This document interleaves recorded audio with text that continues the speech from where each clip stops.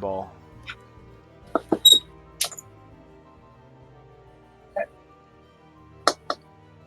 And here's Limited Wish. And Chandra can start reading her spell.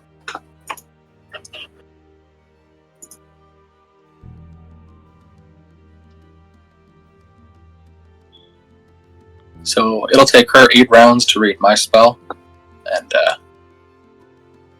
yeah, however long hers is.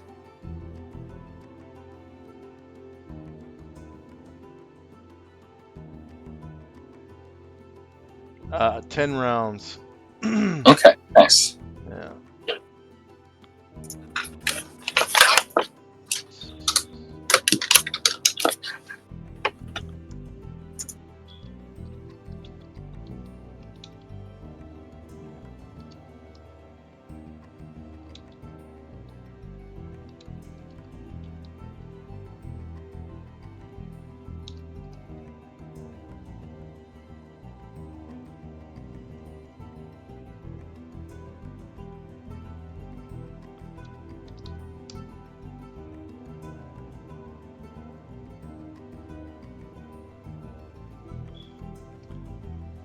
Right, and you can start reading now. Right. And then anything else for your party? Nope. All right. Does anyone else want to do anything while Chandrak reads this spell? No. Okay. No. Okay. Let's take a 3-minute break. Be right back in 3.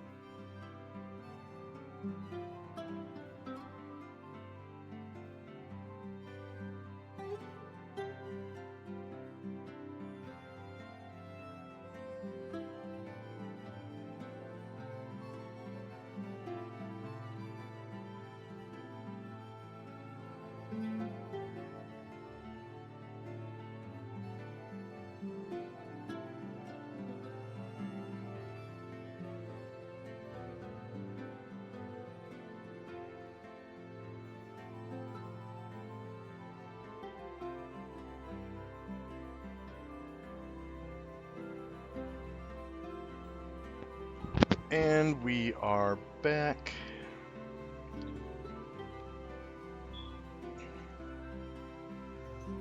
So 10 minutes go by.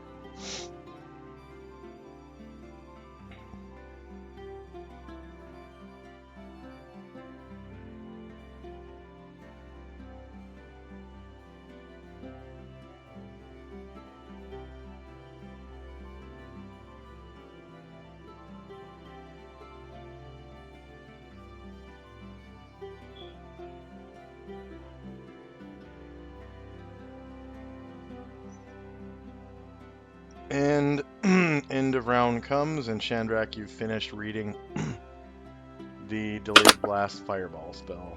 10 pages. Alright. And just then,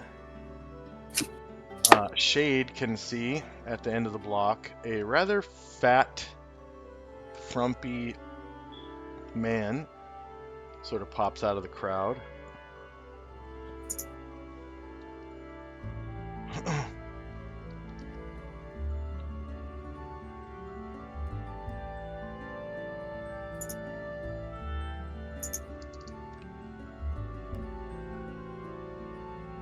And he's dressed in mage's robes and other finery, and he too is wearing an evening mask that covers his eyes, the top of his cheekbones, and the top of the bridge of his nose. A big boned young man with blue eyes, crow's feet. Well, you can't really see. Maybe at the edge of the mask you'd see that he has crow's feet. And you can tell that his head is razor shorn. He has no hair. And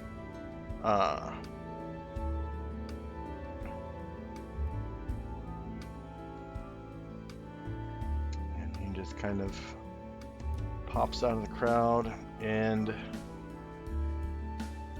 is making his way towards the front of the building, kind of passes by Shade and makes it to here.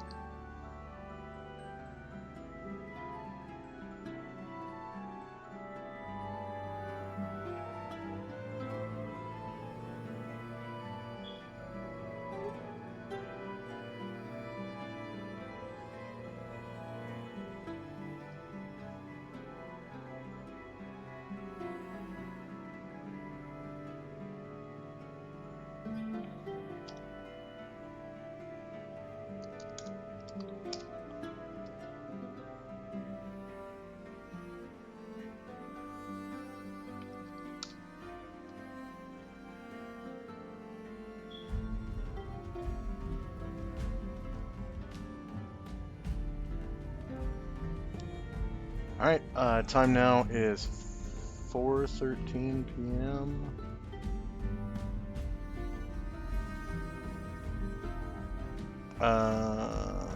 Yeah, the reading is done. First up is Ovak. Okay, so we've been sitting here how long now? Oh, big shout out to Kherd 1012. They subscribed for 2 months straight. And the subscription is tier 3. Very nice, very nice. Thank you so much, Kherd. What was that, Ovak? Can you hear me good? Yeah. Okay, how long have we been sitting here, waiting now? 10 minutes.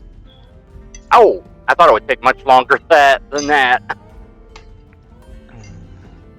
Much longer than The 10 minutes, I thought, to write down a spell. No, he didn't write it. He just read it. Oh, okay. It took him 10 minutes just to read it. Yeah. Holy crap. I guess, are we staying here tonight? Yeah, I think that was the plan. We'll still need to find rooms, but yeah, we're gonna stay here tonight. Okay, you said it's around lunchtime?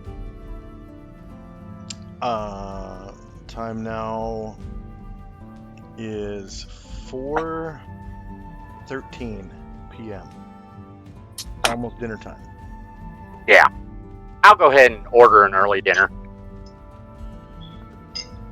I want, of course, meat and taters, basically. That sounds very dwarven.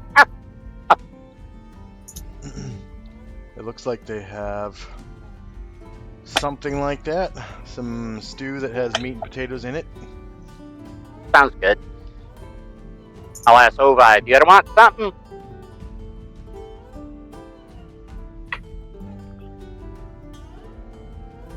He's like, what do they have? I mean, They got a stew with meat and potatoes, some other stuff. I'm gonna go take a look at this stew. All right. I'll go ahead and he walks over to the cauldron, and oh Lord, he looks in.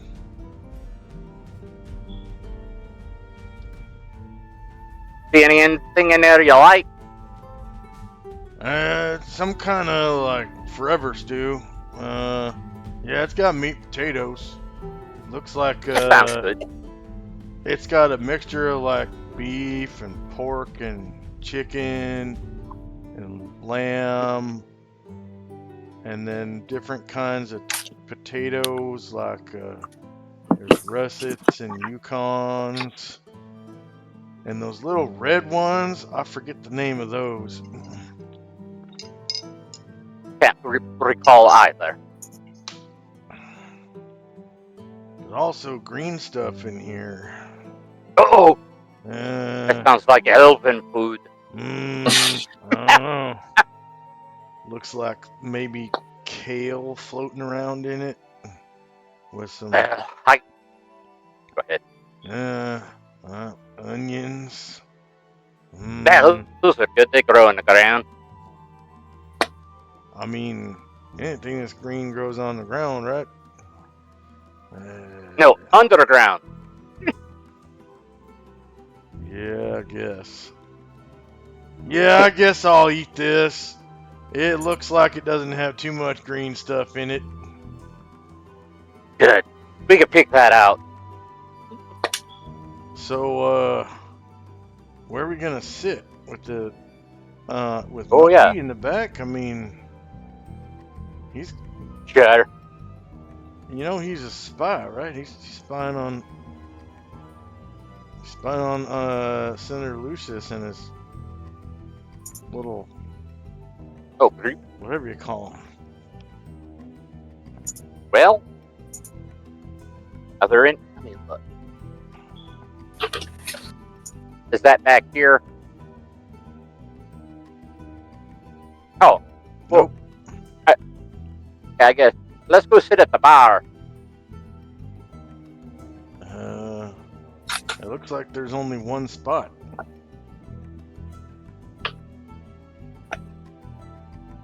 There's two seats. Aren't those two seats there? No, that's Chaya's spot. Oh, hell.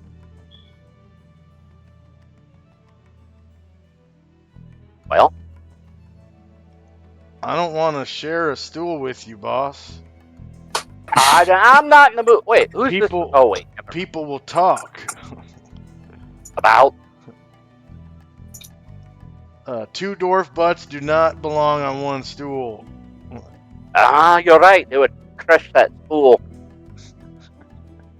Well, you want to go sit with Mucky? Sure, whatever. Oh,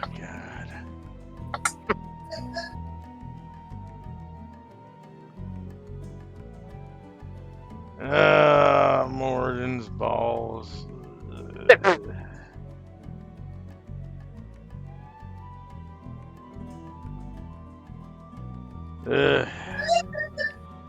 Hey, Mucky.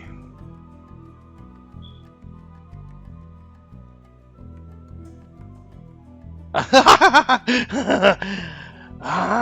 Ovi. This guy doesn't. I lean over to Ovi and whisper, "This guy doesn't seem rep tight." I told you, boss, he is one effed up son of a bee. All right. I can handle that. I remember battle ragers back at the Citadel. He is no dwarf. Obviously.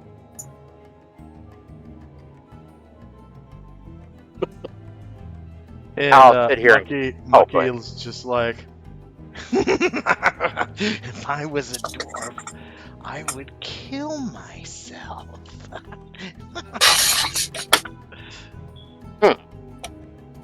Why would that be?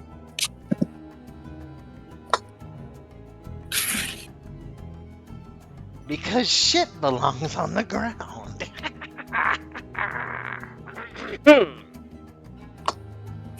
I'm not sitting here. Fine. I wanted to be alone anyways. I take it. Obviously, you have such good people skills. Exactly. Okay, I guess. Go on. I told you so, boss. He is really one piece of work. I hear ya.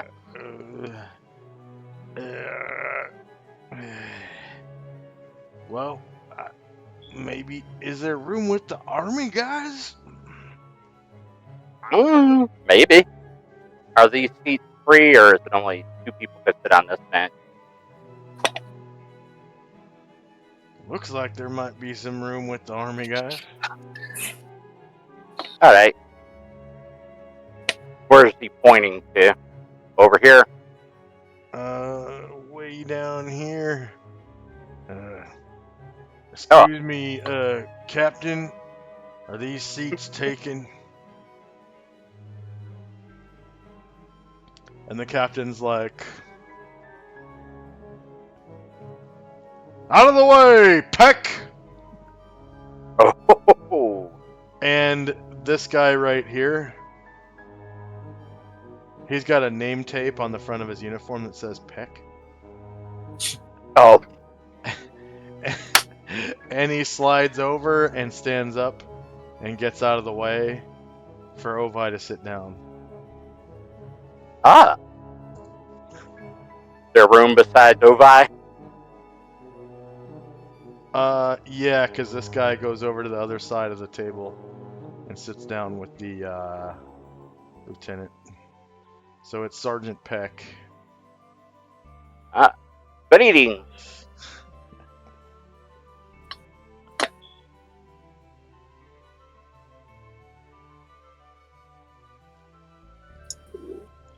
And the captain says, good evening! To whom do I owe the pleasure? I am Captain...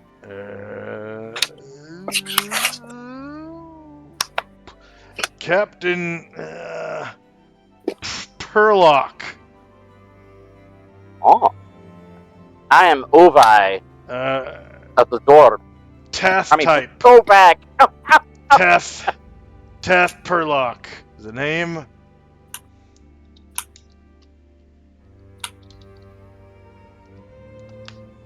So y'all enjoying a nice pint?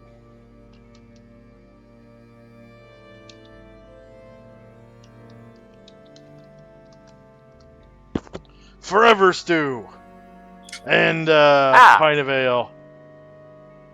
Absolutely the best in Gronar. And the captain, or sorry, the lieutenant and the sergeant are like, "Here, here." They raise their glasses, and their bowls, for that matter.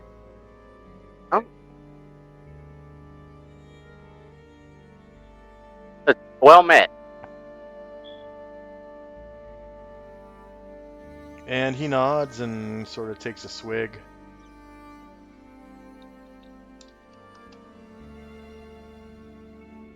All right, I'll pass.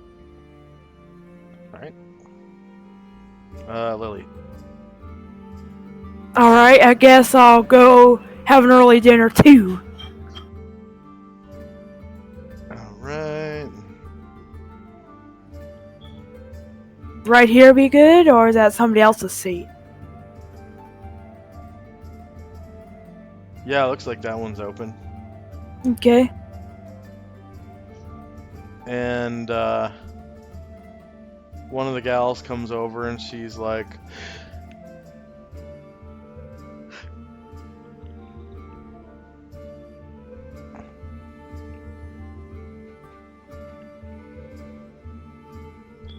"Hey, darling, what can I get for you?" Do you have any fish around? Any fish here? "Oh, yeah, we got lots of fish. I can get you, trout.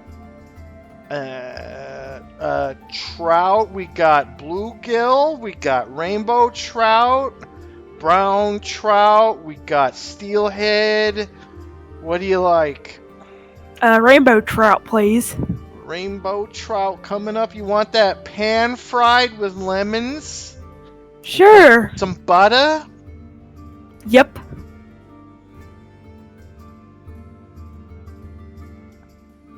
Right, that'll be 3 copper.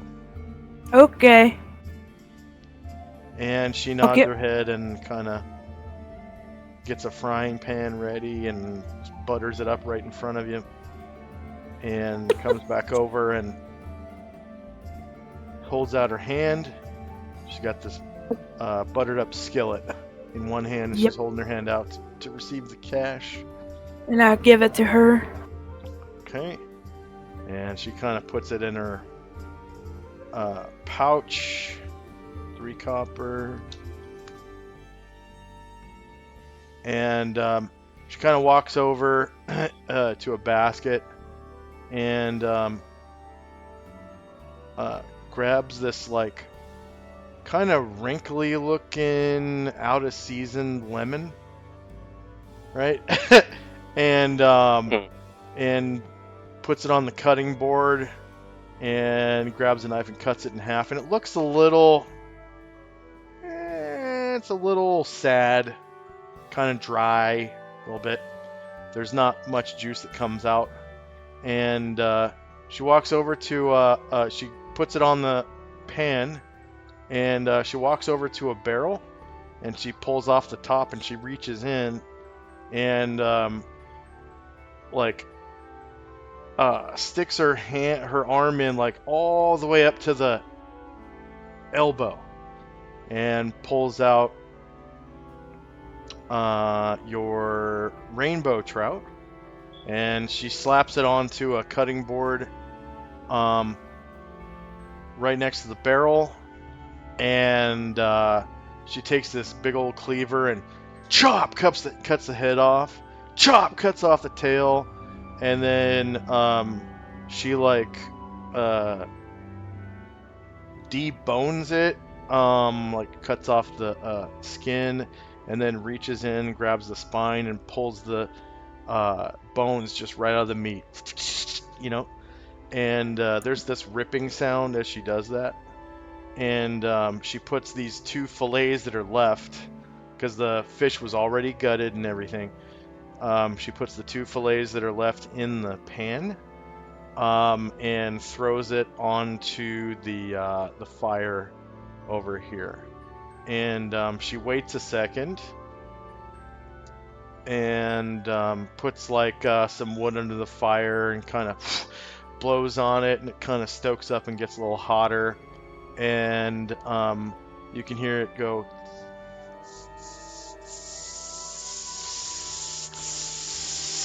And she reaches over into this box and flips the top open. It's like probably about 4 inches by 4 inches, little like treasure chest looking box. And she reaches in with thumb, forefinger, and middle finger and grabs a pinch of something and throws it onto the fish. And it's this white crystal seasoning that has pink and black chunks in it. And she closes the box and then grabs the 2 lemon halves and squeezes them over the fish. And after a minute, we have Selena, and the smell of fish fills the air now. Selena is she casts a spell, copy.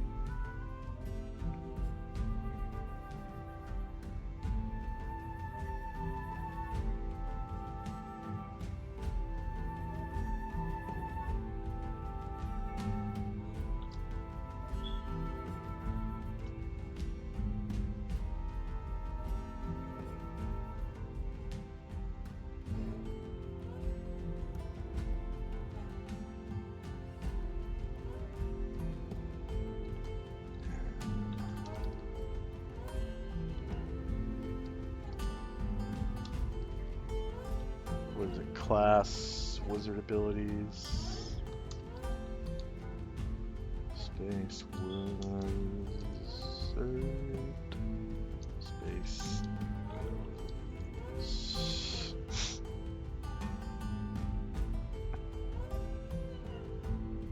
There we go. And learn a spell. And it is duplicate self. What's it called again? Project image. Project image.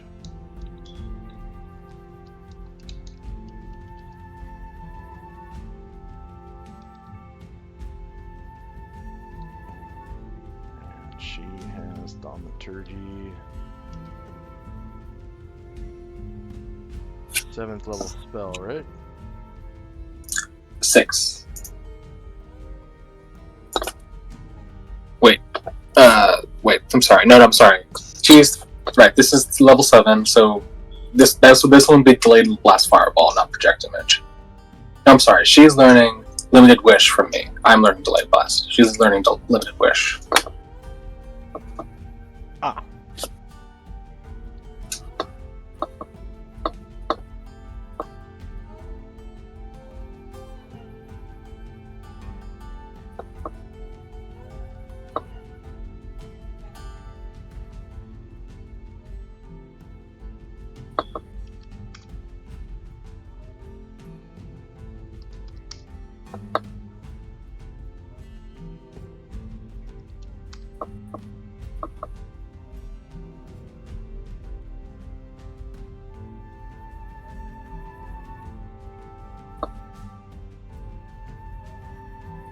Limited wish.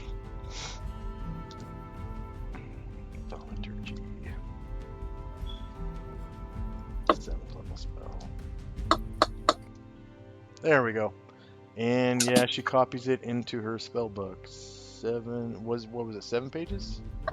8. 8 pages.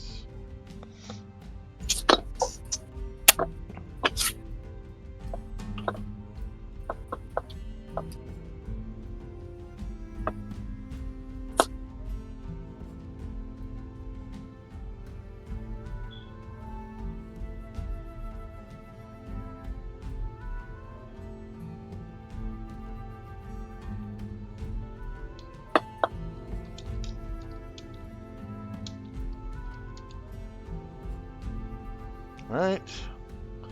Alright, the fat wizard came around the corner and he is coming over, step in the bar. And he's big, he's rotund. Pretty large guy. Very large man. And he kind of comes in and finally looks around. Doesn't see anybody's making any room for him, so he comes over.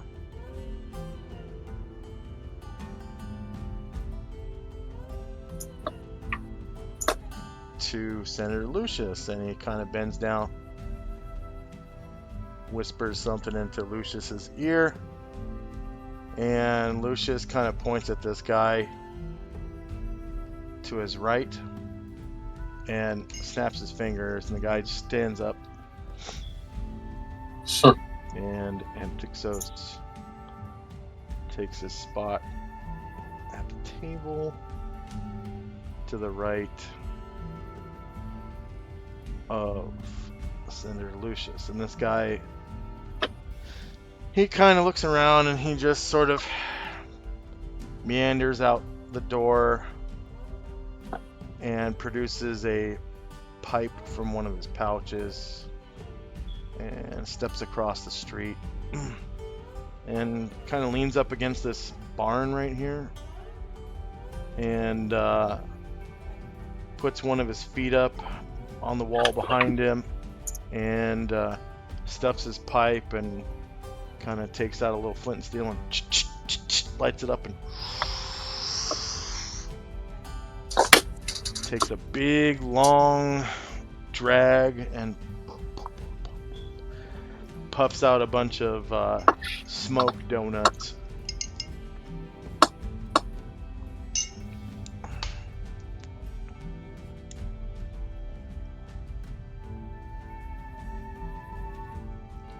Tenzi and Company. We're just going to continue on with what we're doing. Okay. Shandrak. Okay. Shandrak will do his own copy spell to try and get Delayed Blast Fireball.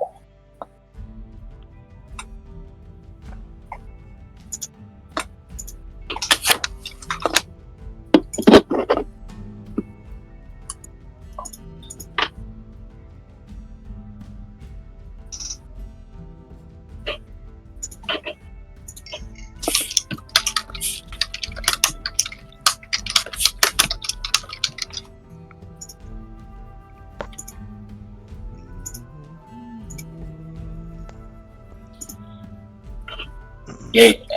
Outstanding. Right. Let's see, her Delayed Blast Fireball was 10 pages. That's right. 10 Nice. Pretty dang good. Alright. And yeah, that'll be all for me this round. Forgot that I already rolled that. I need to make note.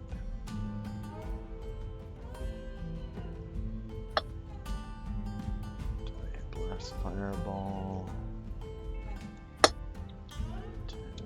10 pages. Okay.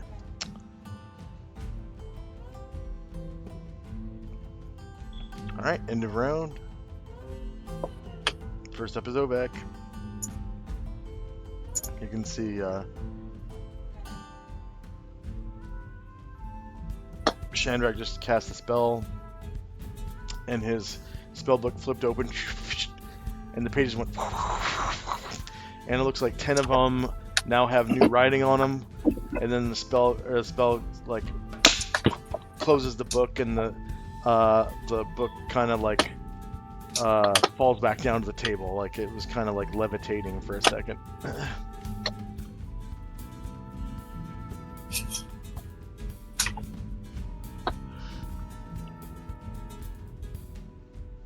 Ovac, you there? Kenneth, are you muted? Sorry, I was muted. Okay. I guess I'll sit there and continue to talk with the lieutenant and his men while we eat the which kind of stew that was, forever stew. Yeah, it's in old times, an establishment like this would serve so much stew that they would never really take the cauldron off the fire. They would just keep adding water to the stew and more potatoes and more meat and more vegetables throughout the day, and just kind of keep throwing in salt and pepper or whatever as they had it. And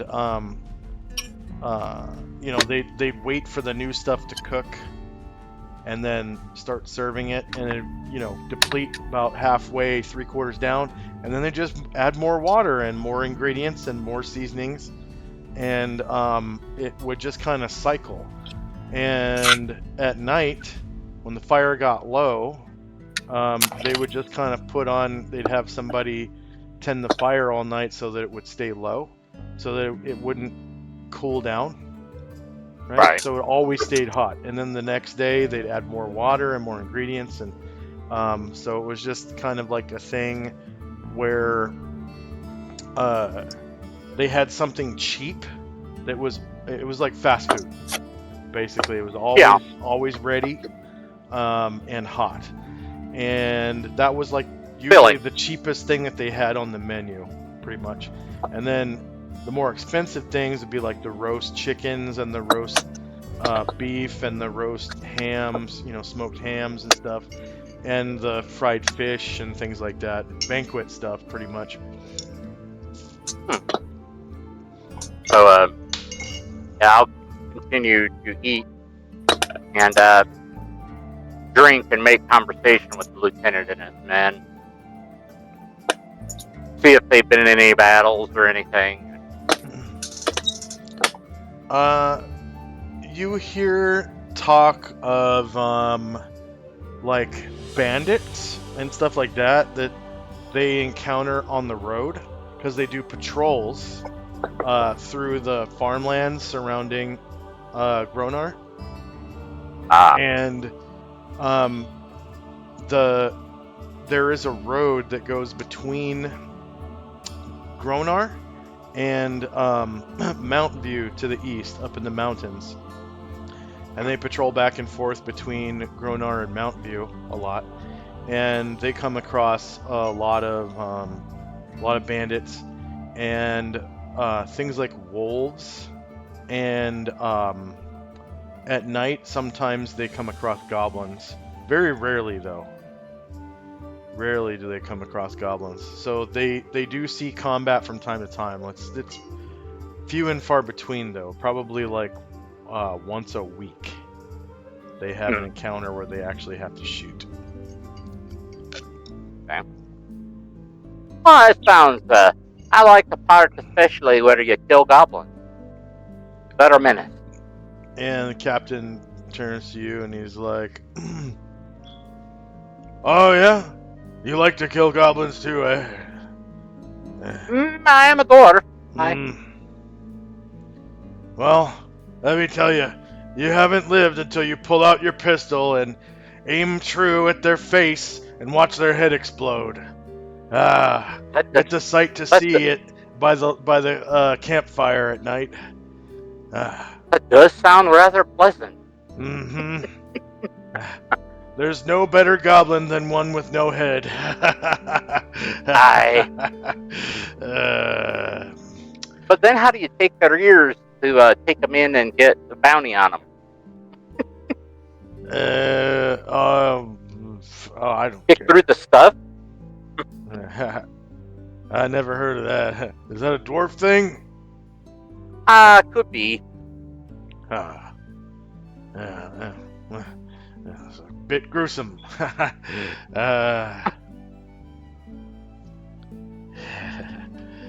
Anyway. Aye. And anything else for Ovac and company? No, not right now. Thank you. Lily. Okay. Sit here and enjoy my fish. Yeah, so she finishes she like flips the flips over the 2 fillets, and while the pan is still hot, she brings it right up to the counter, and she reaches underneath the counter and grabs a plate and spatulas the 2 fillets onto the plate. And you can see now that in the seasoning, there was like sea salt and like pink salt and fresh cracked pepper and a little bit of like thyme, which it kind of looks like pine needles, like really short pine needles. It kind of like on top of the fish. And she grabs the other half of the lemon and just kind of squeezes it over the top of the salmon. And you can see that the lemon's pretty sad. It's like kind of dry, so it's not much lemon juice. And she puts a fork and a small knife on the table next to the plate, and she goes, "Hope you enjoy that, darling." Thank you. And I dig in. That'll be it for me. All right. And it has a light, fish taste to it. Obviously, because it's been cooked and the oils have come out of the fish. And it has a savory butter flavor mixed with the salt, like popcorn, but on fish. And then also there's a little zestiness from the lemon juice.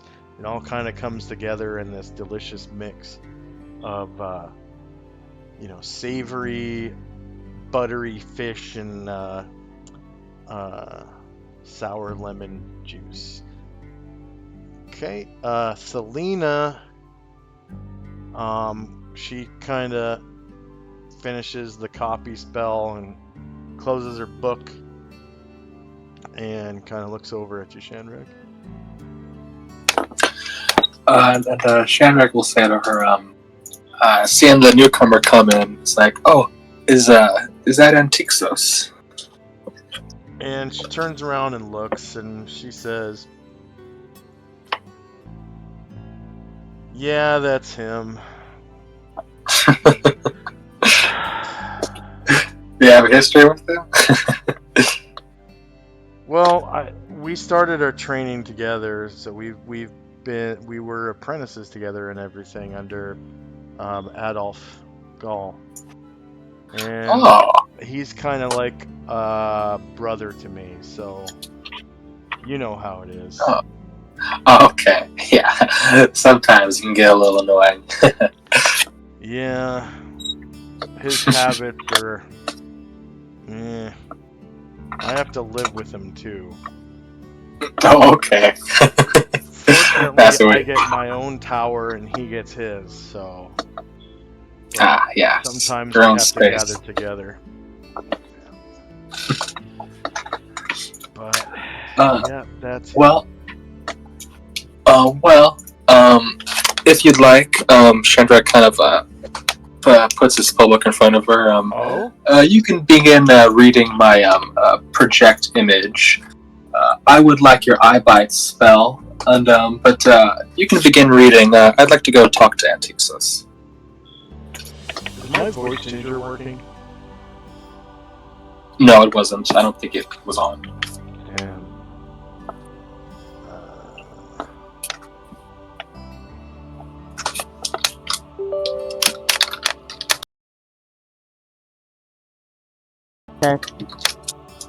Yeah. Man, all this time. Okay. Let's take a 3-minute break.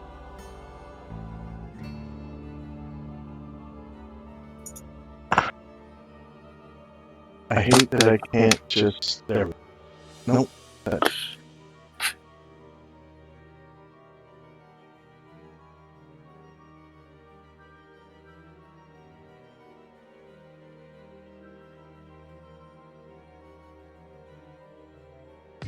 Alright, we'll be back in 3 minutes, I guess.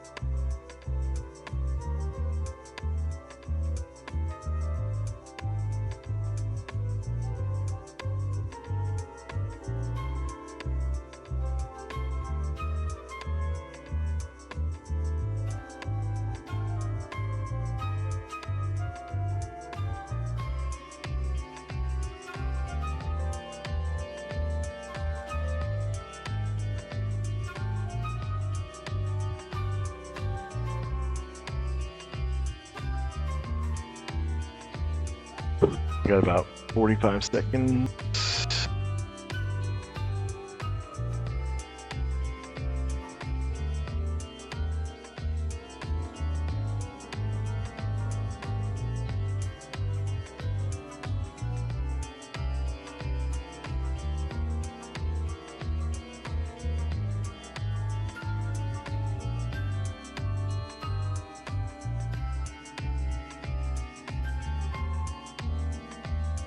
Ten.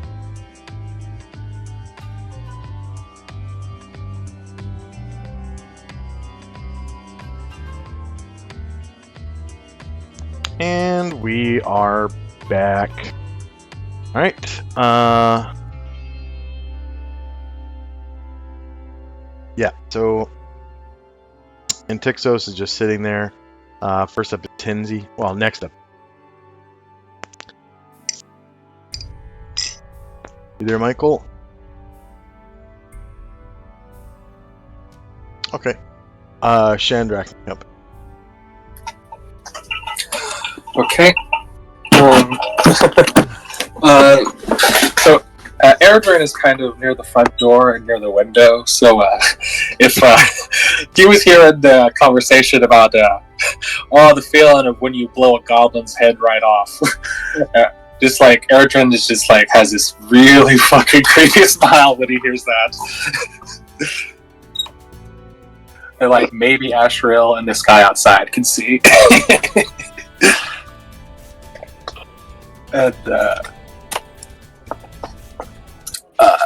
so yeah, Shandrak says, yeah, so here is my spellbook with project image. You can start reading that, and I'll be back in a minute. And Shandrak just kind of steps past her, and says, excuse me, you're Antixos, right? I'm Chief Shandrak. Yeah. As you approach, you can see he's wearing a mask of sorts. There's a bulge of fat that comes out from underneath his haircut on his neck. So it looks kind of like there's like a donut going across, and then his back is kind of curved. You can see his belly. It like touches the table as he's kind of sitting with his. He kind of pulled his chair up, and he's got a fork in one hand and a spoon in one hand. Like he's kind of tapping on the table, and he hears you behind him, and he doesn't turn his chair. He just sort of like turns his neck, and you can see the iris of his eyeball, and he doesn't quite face you. And he says, What? And Chandra kind of steps over. Is this better? You're Antiquos, right? I've heard of you. You're a famous spellslinger, right? I'm Chief Shandrak. I was just stopped into town, so I want to say hello. Yeah, well, I'm a specialist. Abjuration specialist. A specialist archmage. That's something to see. Congratulations. Yeah, I guess you could say I'm an abjurer. Oh, okay. Yeah. Nice. Well, I'm not quite at that level of skill yet, but I do know magic of the seventh sphere, and I was hoping I might trade you with some maybe 6th and 7th sphere magic. I've got a few options you might like for trade. I have Limited Wish, Teleport Without Error, Baby's Grasping Hand. What kind of spells do you have?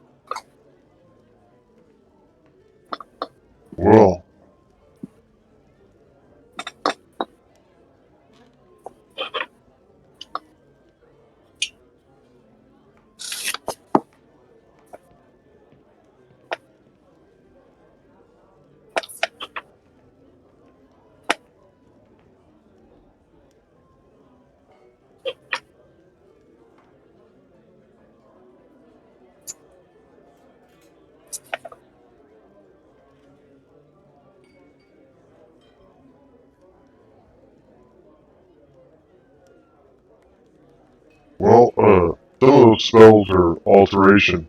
I can't use them. Can't use alteration or illusion. That's right. I haven't been around too many specialists. Excuse me. Can you use alteration and illusion, you said? Yeah. Okay. Then, let's see.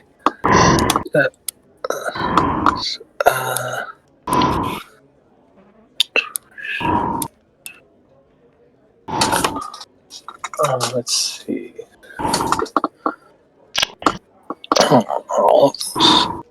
When do they serve Bigby's Grasping Hand is evocation, if you'd like that. Oh. Bigby's Grasping Hand?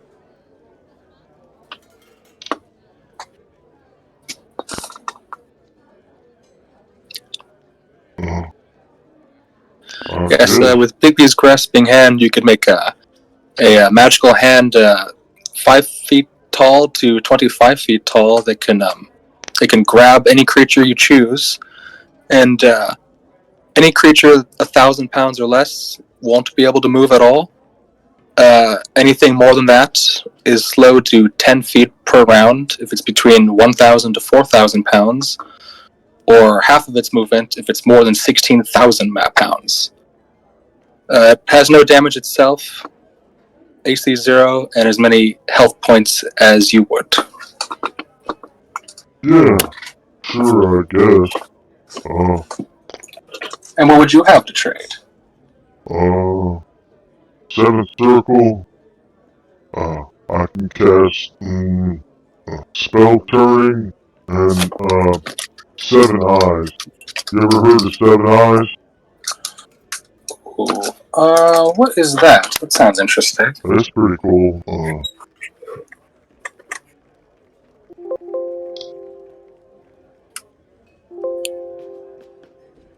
7 eyes. Yeah, I heard it. This spell conjures into existence 7 magical orbs that float above the caster's head in a ring about 5 feet in diameter. The eyes remain for 1 round per level. Or until the caster chooses to either expend the orb by using it in attack or defense. In addition, as long as at least 1 eye is still in existence, the caster gains 360-degree vision and can detect invisibility and detect phase at will with a 60-foot range. The powers of each eye are described below. Number 1 is the Eye of the Mind.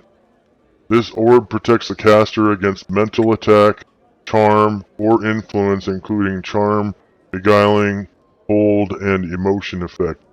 The first such attack is negated by the orb and destroys it in turn. If the wizard desires, the Eye of the Mind can instead be used to charm person, like the first level wizard spell, although this also expends the orb. The second eye is the Eye of the Sword. This eye deflects the first physical attack that endangers the caster, including handheld or missile attacks, and then disappears. The wizard can also employ the Eye of the Sword to create 5 magical blades that strike as magic missiles for 1d4 plus 1 points of damage each. The third eye is the Eye of the Mage. 1 manifestation of raw energy, such as lightning, fire, force, cold, or a similar effect, is absorbed by the Eye of the Mage. The eye can also project a 60-foot long by 5-foot wide lightning bolt that inflicts 4d8 damage, saving throw versus spell for half damage, to all in its path. Either use expends the eye's power. The fourth eye is the Eye of Venom. This eye can be used to halt any one attack or effect that could poison the caster. In the case of an attacker armed with an envenomed weapon, the caster may decide to expend either the Eye of Venom or the Eye of Swords in order to block the attack. The eye can also be used to poison one creature within 30 feet. The victim must make a saving throw versus poison or die in 1 round. The fifth eye is the Eye of the Spirit. The first attack that affects the victim's life energy, including energy drain, strength drain, cause wounds, trap the soul, magic jar, or death, is parried by the Eye of the Spirit. This wizard may instead choose to expend the eye's power by casting Innervation upon one target within 30 feet. The sixth eye is the Eye of Artifice. This eye, do you know what Artifice is? Magical machine. Yeah, oh, yes. Mm-hmm. This eye deflects and is destroyed by the first attack directed at the caster from a magical device. If the attack also takes a form that may be blocked by another eye, for example, the bolt from a wand of lightning, the caster may choose which eye is expended. If used to attack instead, the Eye of Artifice functions as a dispel magic cast at 8th level. Finally, the seventh eye, the Eye of Stone. This eye offers protection against the first attack that could petrify the caster and then vanishes. It can also be expended to cast Hold Person. Some people would think that it would cast Flesh to Stone, but no, it's Hold Person. Although the number of eyes can defend the wizard, any number of eyes can defend the wizard in the course of a single round, only one eye may be used to attack per round. When the caster uses an eye to attack, he may not cast a spell, attack physically, or employ another magical item in the same round. Willing the eye to discharge its energies requires his complete concentration. Eye attacks are considered to have an initiative modifier of 1 or a speed of very fast in the player's option combat attack. Well, yeah, that sounds good to me. I would definitely like to trade my Bigby's grasping hand for 7 eyes. That sounds good.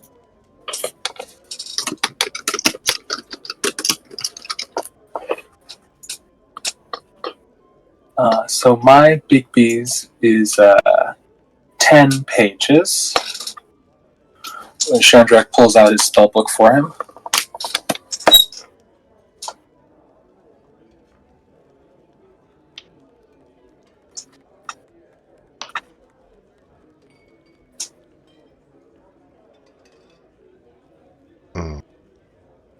Yeah, 7 eyes, spell turning, and repulsion. No. Quest.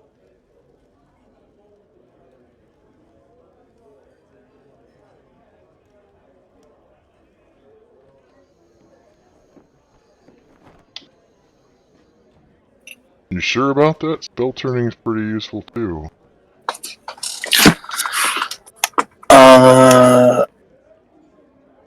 7 eyes sounds pretty dang good. It has a cast 7 eyes. 7 eyes.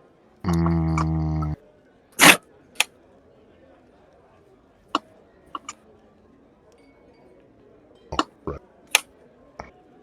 7 eyes has a casting time of 7, range 0, duration 1 round per level.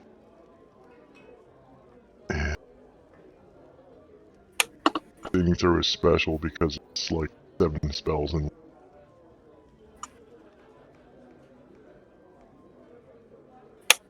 Alright. So 7 eyes it is. My 7 eyes spell is 9 pages. Lovely.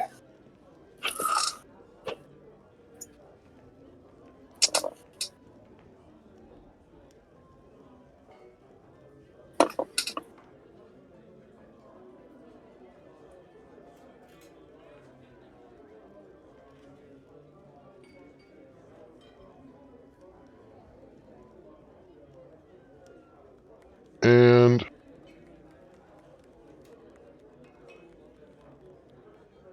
Now we have the end of the round.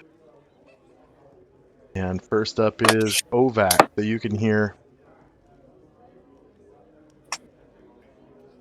that Chandrak, from just a little bit a ways, Chandrak is going to learn the 7 Eyes spell. And it was just basically verbatim read aloud from whatever book it's from. I think that might be Tome of Magic. Not sure. I'll grumble as I take a swig from my ale about finger wiggling and mages.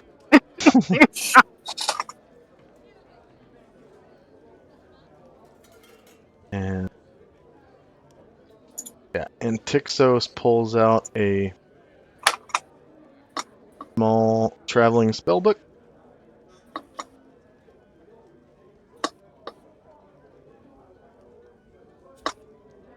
And opens it up to a very particular page. And kind of points at one of the pages and kind of hands it to you. Nice. And here you go for mine.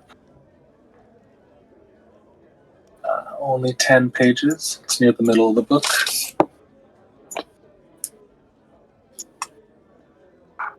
Chandrak, read.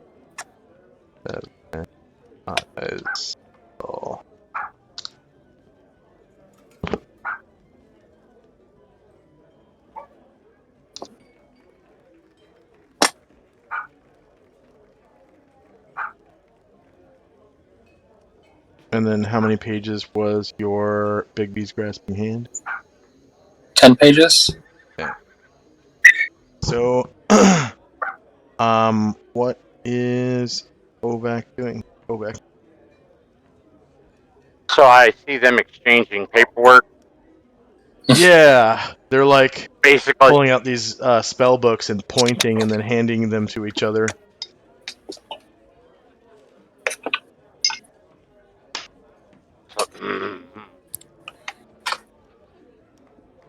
so, I'll look at Ovi and roll my eyes. Ovi looks back and he's like, "Damn wizard shit." I know that it may sour my food. Oh wait a minute, no it didn't. Let me Yeah. test my drink. And I turn up my mug too. They're still good. It makes me nauseous. I think I need some fresh air. And he reaches over and unlocks the window and opens it. Okay. Aye, that is better. Yeah. Ugh. Just the thought of mages trading spells. Ugh. Oh, it'll be all right, lad. It'll be all right. Lily and company. I'm sorry. I guess I'm still eating in the game. Yeah. Yeah, the fish, it tastes pretty good, and it's got this, like, buttery crispness on the edges, that makes it just kind of taste really, really, yeah. The flesh is like it's like kind of like a pale yellowy color, because a lot of freshwater fish, like flesh is yellow instead of pink or white. Right. So I think with a lot of rainbow trout are gonna have like kind of like yellow flesh. Yep. And it turns to like a pale yellow when it cooks. So it kind of, with the butter on it and the lemon juice, becomes a little bit more, yellow, I guess. And like you can see around the edges, it has browned where the butter has crisped it. Yeah, real nice, savory and buttery. The little hint of thyme kind of really makes it pop, and the cracked pepper. Okay, Selena, she takes a big old swig of wine out of her second goblet, and she finally finishes it, sets it down, and kind of taps for another one. And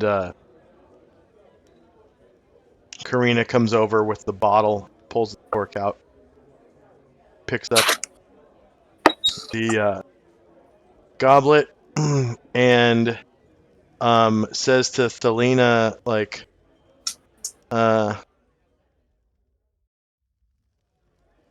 Looks like you're getting an early start on it tonight, huh, Felina? and Thelina is like, Mind your business. I've got the money and you've got the bottle. Let's just keep it to that.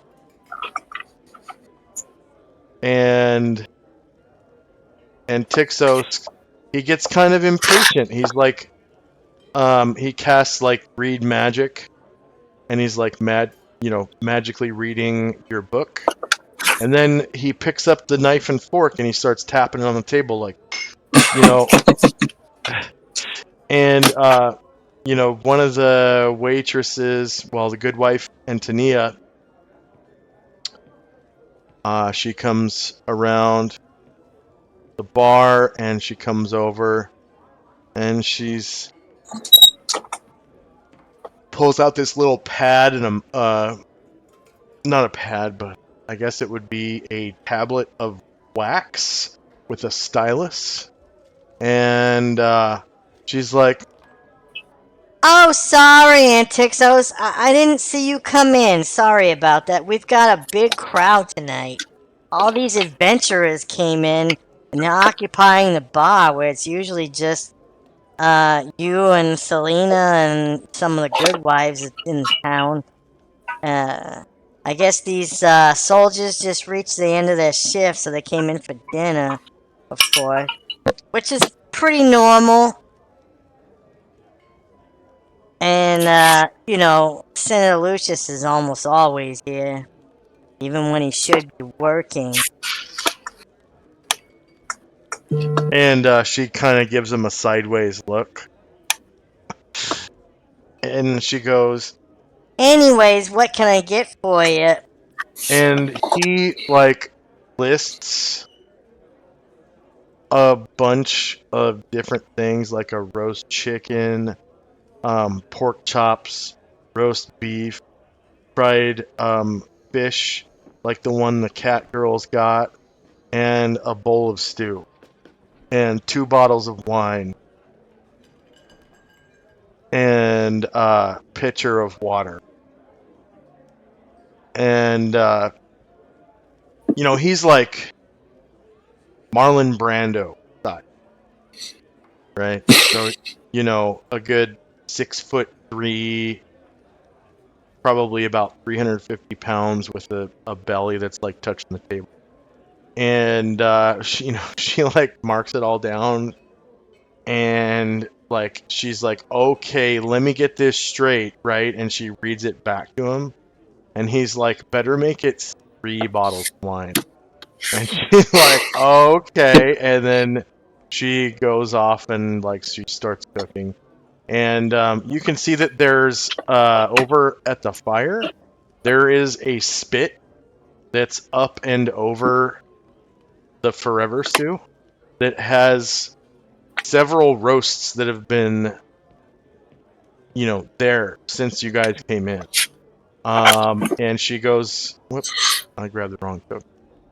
She goes over and kind of, turns the spit a little bit, and she grabs a butcher knife and cuts into a roast chicken and some pork chops that have been hanging, on the spit already, and it looks like a chuck roast. So a chuck roast is like, I think it's part of the leg because it has a tendon that goes through it, big thick tendon. But it looks like a huge, like those cartoon ham steaks, right? From Tom and Jerry. But it looks like that, but it's beef, right? And then I don't think there's no leg bone. It's just got, I think they cut, and then it's got a big old tendon through it. And so that one's kind of hung up by the pork chops, and she's like cutting into everything, making sure that everything's cooked all the way. And as she cuts in the chicken, like a bunch of chicken gravy just goes into the pot. So like all the drippings are dripping down into the Forever Stew. So it's just like, chicken fat and pork fat and beef fat all dripping into this cauldron with this, spit. And so she basically reaches over and grabs this big tray, and she like grabs a bowl, throws it on the tray, scoops a ladle full of the Forever Stew into it, and then she pulls the entire spit off of the rack or whatever, and grabs the the roasting fork and pushes everything off onto the tray from the spit. She throws the spit back up on the rack.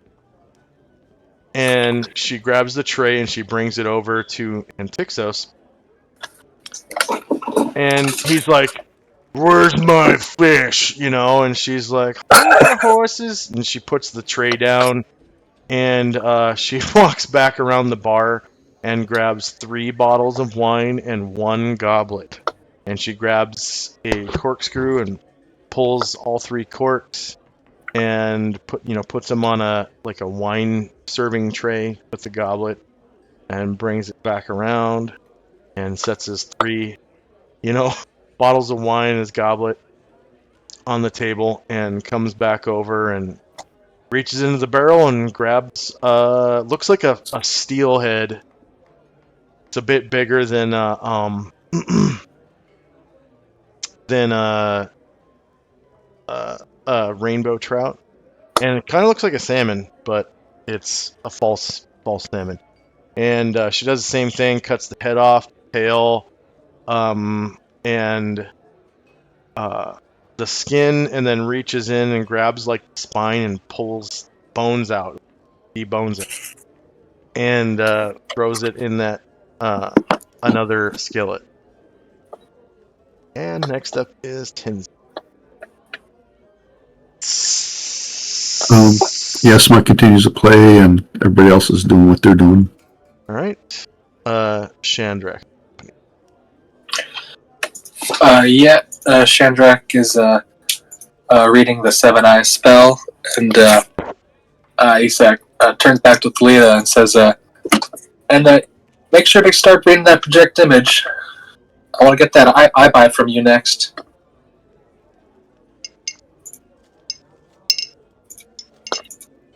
And she responds with, Oh, okay. and she starts reading too.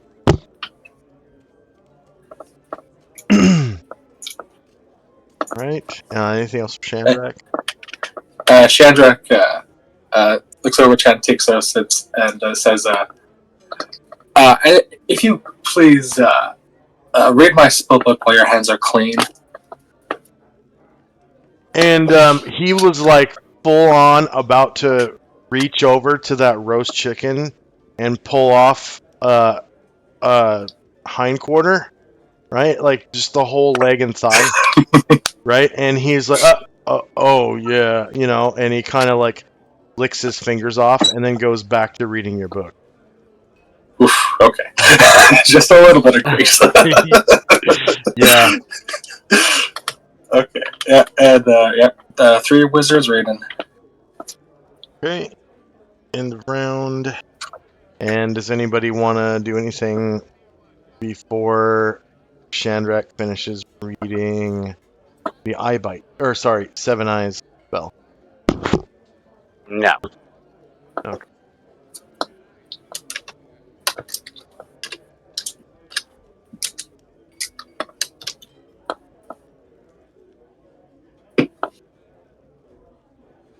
So fast forward about rounds.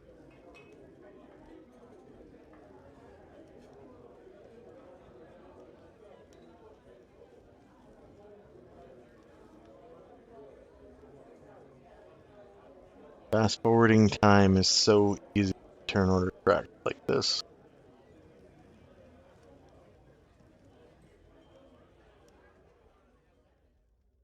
Alright.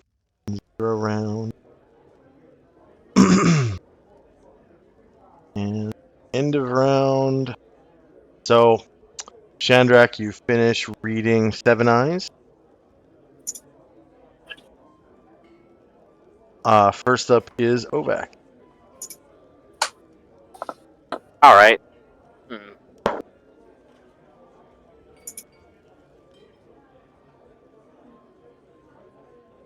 I'll do a little bit of storytelling to the lieutenant and his men about the grizzly bears that they ride at my character's citadel. I'll be like, "Have you all ever rode a grizzly bear?" Captain Perlock, looks at you and he's like, You mean like a horse? Nay, a bear. That's a grizzly bear. Have you heard of one? Have you seen one? Well, yeah, everybody knows about grizzly bears live in the mountains, but you're talking about riding it like a horse. Like, put a saddle on it yeah. and ride it back. Yes, that's what I'm talking about. Well, no, I've never done that. I've never actually seen a grizzly bear. I know what they are, though. I probably would recognize one if I saw one. Well, they're brown, and they're really big, like as tall as an ogre. Oh. Wow. When they stand up on their hind legs. Yeah. I shot an ogre one time. Hmm? I shot an ogre one time, yep, with my pistol. Just right between the eyes.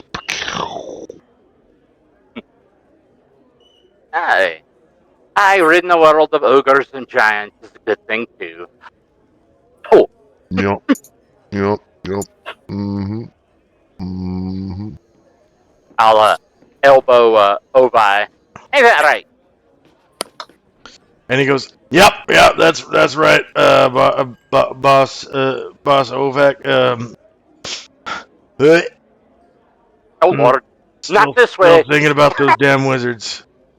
If you need to, hang your head out the window. Because if I see you do it, I'll do it. All right, well, I'll leave you some room. All right. I'll go ahead and add. Anything else for Ovek? No, sir. All right. So, Lily, you finally scoop that last bite of fish in your mouth, and it crunches with this delightful, buttery, savory, thymy, peppery, lemony flavor, and you're full. Yep. I guess I'm gonna.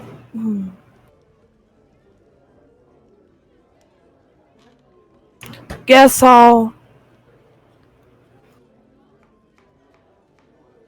sit with Ovak and company. Oh, their room. Their room.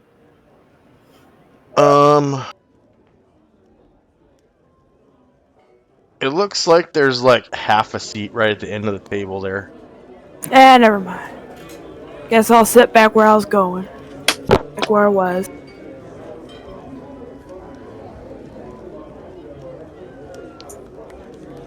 Alright. Selena should have finished reading Project Image by now, I think. Yeah, actually, pretty much close to the same time as Antique So Split, because that one and Bigby's is 10 pages. Okay. So Selena will try to copy.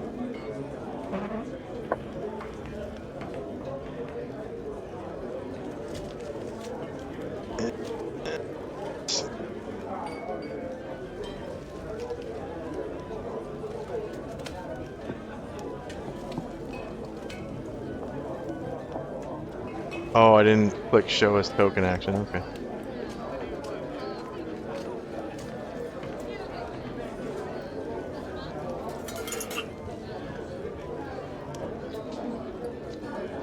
There it is, wizard.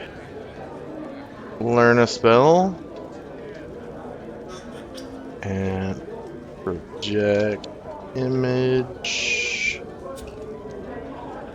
Not a specialist. She does have thaumaturgy.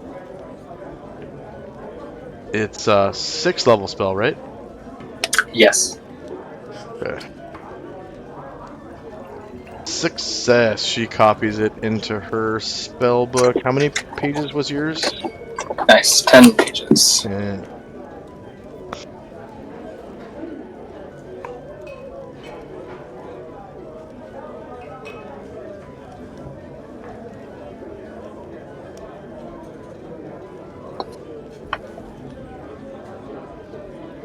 project image levels 10 pages. And she started reading slightly before you did, so And Tixos is still reading his last page. Next up is Tinsy.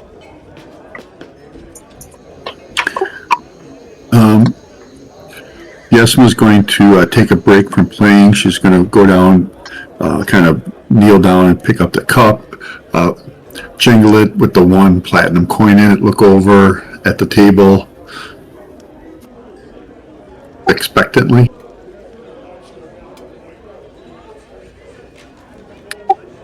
And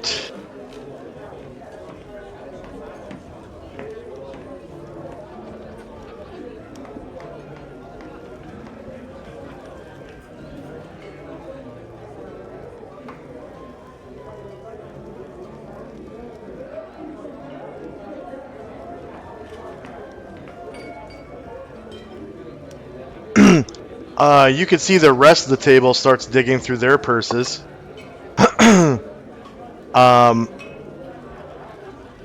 And 4 more coins get launched into the air.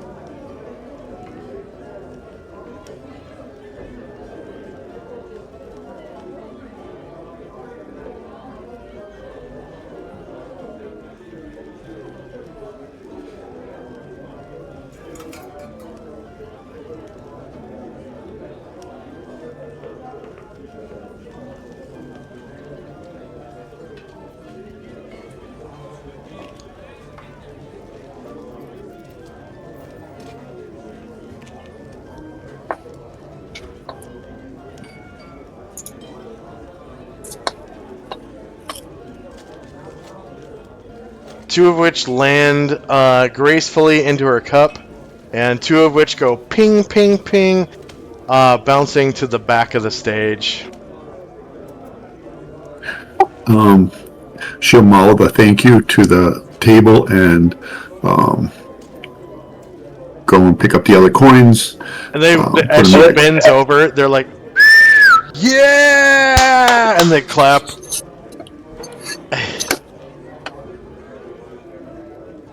And a couple more coins. Let's see.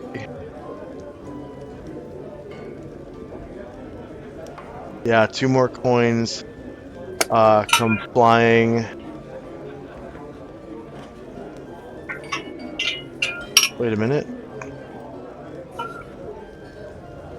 There we go. And 1 lands in the cup. And the other one lands on the stage and like rolls right back in front of her where she's bending down to pick the others up. So that's a total of 7 platinum coins that they've thrown.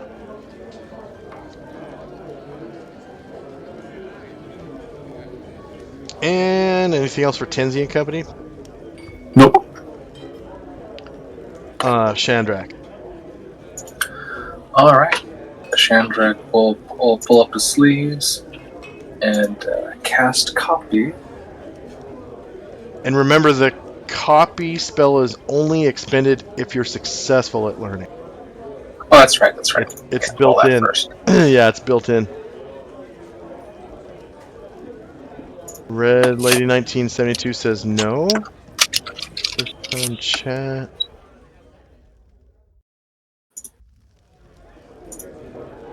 She was answering a chat for me, but she answered in the wrong room.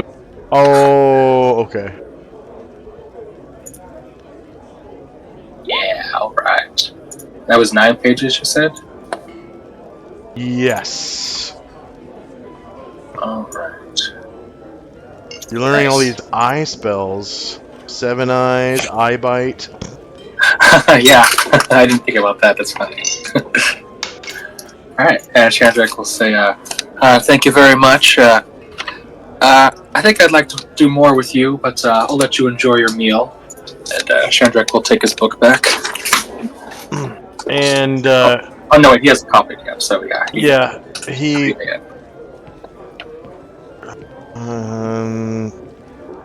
Oh, jeez. This sheet is old. Wow. I even have the spells on the sheet. Jeez. Okay.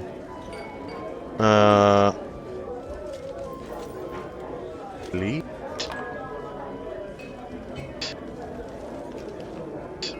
Traits.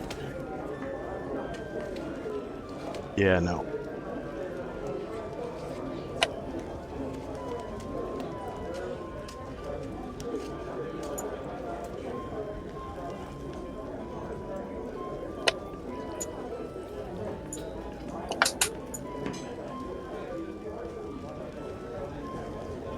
Okay.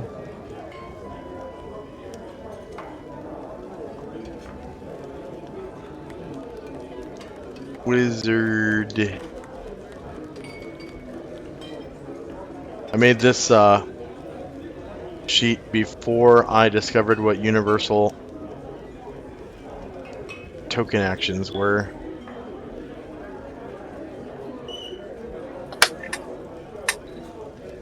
Okay.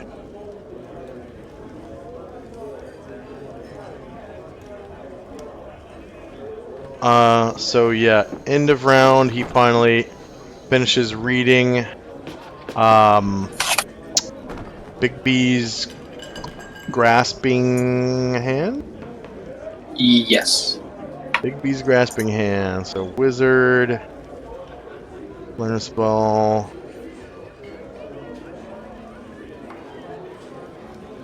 Big hand. He is a specialist.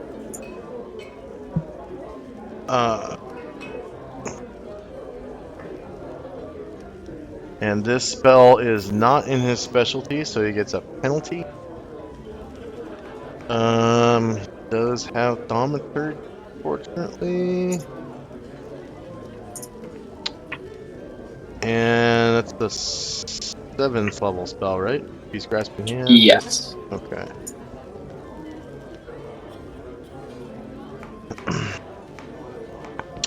Oh, his target number was 50% and he rolled 90.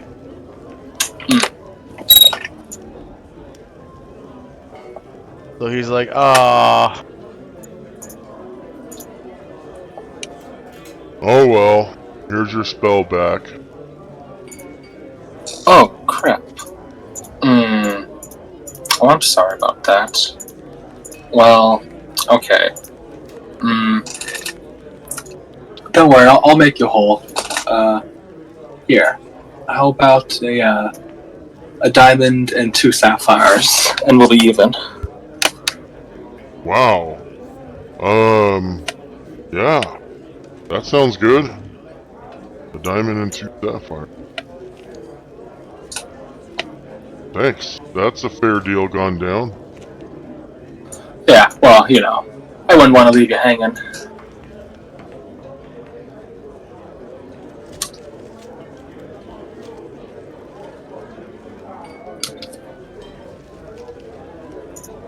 Diamond, X1,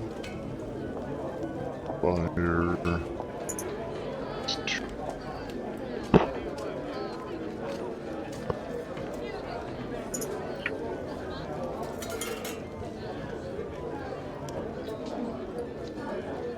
Oh, and yeah, he named his spellbook Antixos' Secret Hoaxes. But it's not, they're not illusions. Oh, yeah. It just, That's the it hoax. rhymes, yeah.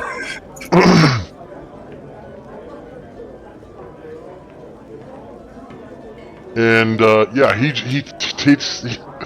takes the diamonds or the diamond and the sapphires, and, like, with this, like, single motion, like, reaches down, pulls his, belly up, and digs underneath it to his belt, and pulls his belt pouch open, drops him in, and then pulls the drawstring shut, and then drops his belly again.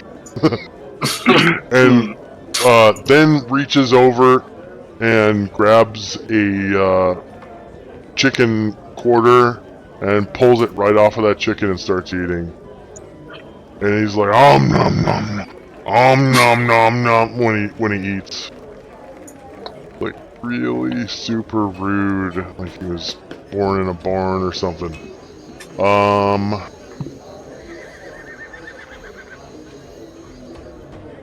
That's a new round. Time now is 4:26 p.m. December the 4th, 11:85. First up is Ovac. Right, does it seem like, let's see, after dinner we were just going to get a room here and rest, aren't we? I think so. I think that might have been the plan. Although there was talk about, teleporting back to Enervia City and then heading south towards Duragard. But I think Shandrak wanted to risk being aged and fold space directly to Duragard. Dimensional fold directly to Duragard, even though no one's ever been there, so it would be like really risky. No. I mean, I didn't want to do that for all of us. That was a suggestion from before. No. oh, okay.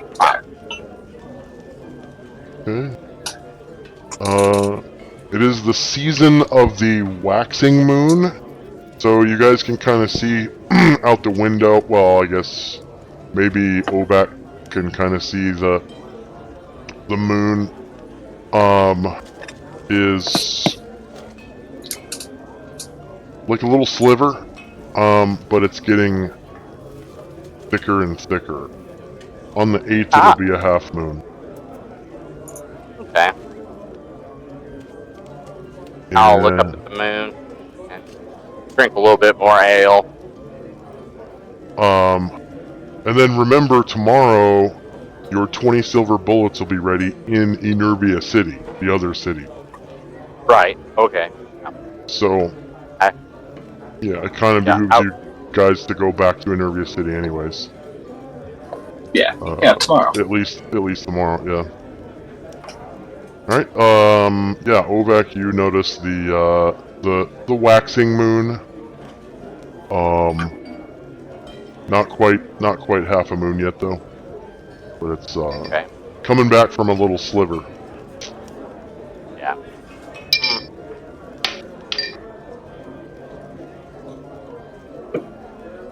I guess I'll talk to Ovi about if we want to get a room together or if we want a separate one. I mean, I don't want to sleep in the same bed as you, boss, but I'll share a room with you if there's 2 beds, or I'll sleep on the floor. I'm not a wuss. Back home, we don't really use blankets and stuff like that, and the mattresses are made of stone.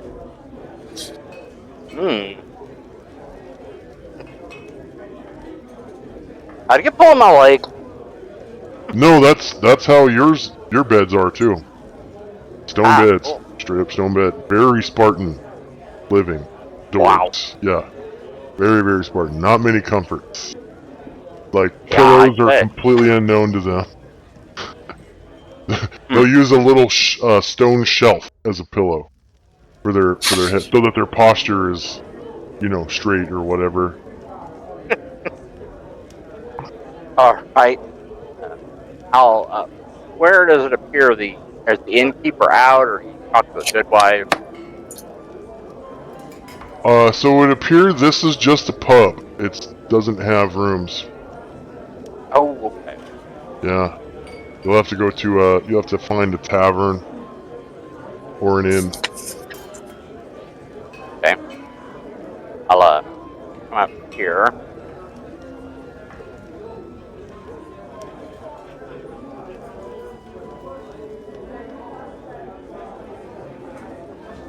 And ask Lily, do you know if we're staying at which inn we're staying at? I think the one, that barn or whatever at the south, whatever. Oh, the red carpet inn? I think so. Okay. I'm gonna get like some. I don't know how you would do this, but a big thing, a big. Never mind. I'll buy a couple chickens that are already cooked. So you can see that after that gal pulled all those roasts off of that spit, yeah, she did put up about 3 chickens, and they're cooking right now. And every couple of minutes, she goes over and she turns the spit over so that they kind of, roast evenly on both sides. Right. But it'll take a little while for it to roast.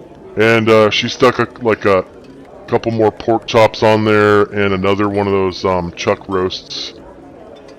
Does she have any room left on the spit? Yeah, it looks like there's a little bit of room in between the meats. Looks like she kind of purposefully set them apart so that they didn't melt onto each other. Right. Okay. I'll wait for these to get done then. I'll go back and sit with Ovi. Okay, and why don't we take a 3-minute break? It is kind of the top of the hour, about 4 minutes after. So, take a quick 3-minute break. Be back in 3. Okay.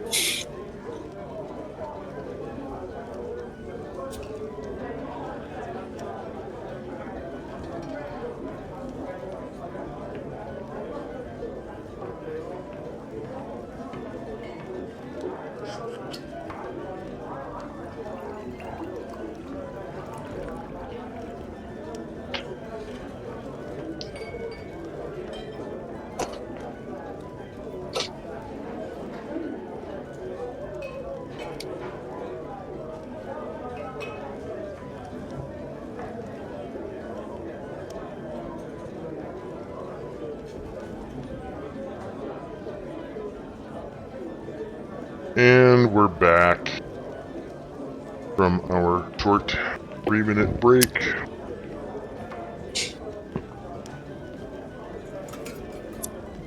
Anything else for OVAC Company? You seem to want to add something to that spit. Yeah, I was thinking about taking some cooked meat to feed the Serenity. Oh, okay. Yeah. Yeah, she basically served the entire spit to Antixos. So she replenished it. It's got 3 chickens on it now, and another chuck roast, and like 2 big pork chops. And they're just now starting to like need to be like flipped over to the other side. So that's what she does. She kind of walks over and flips them over to the other side, and you can see they're sweating into that pot of forever stew. Okay. I think that's what they call it, forever stew, right?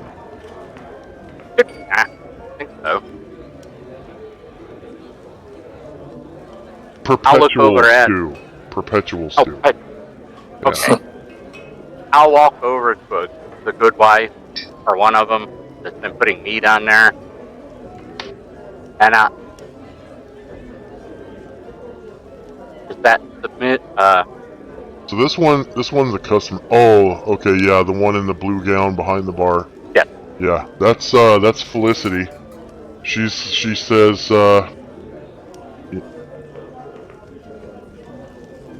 Oh, I had my voice changer on the whole time, didn't I? Yes. Yeah, she says, what can I get you, Master Dwarf? Do you happen to have a pig that's already dressed and slaughtered? You said a pig? Aye, an entire pig carcass. We just got chops here, but I could go get a pig slaughtered if you want the whole pig roast. We could do a pig roast. It'll be expensive, but yeah, I could go get you a pig for a pig roast. Pigs are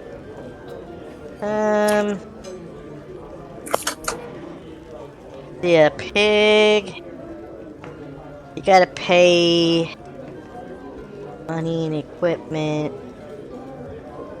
list, animals, a pig, fine. 3 gold coins for a whole pig. Yeah, they're expensive. I will, you bring it out here and just bring it to the door outside your establishment, and I'll pay you and take the pig off your hands. You don't have to have it slaughtered. Oh, you mean like a live pig? Aye. Oh, well, we don't. Would it be better? Oh. We don't really sell those. We buy those. Do you want to sell us a pig? Nay, who sells them to you? Well, there's a pig farm nearby, just right outside of town. It'd take me, maybe 15 minutes to get out there, and because it's the end of the day, it might take me another 15 minutes to find the farm, and then another 15 minutes to get back. So I could.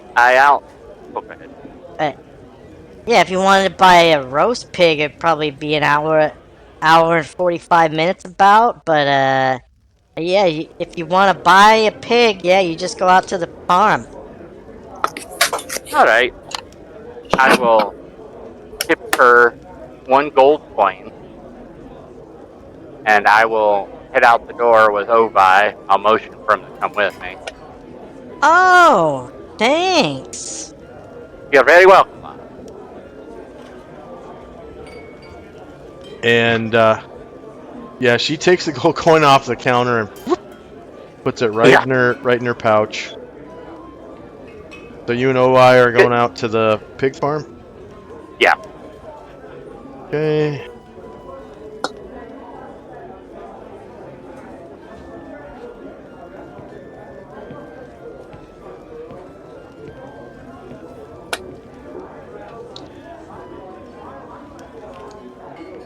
Alright. Alright, so,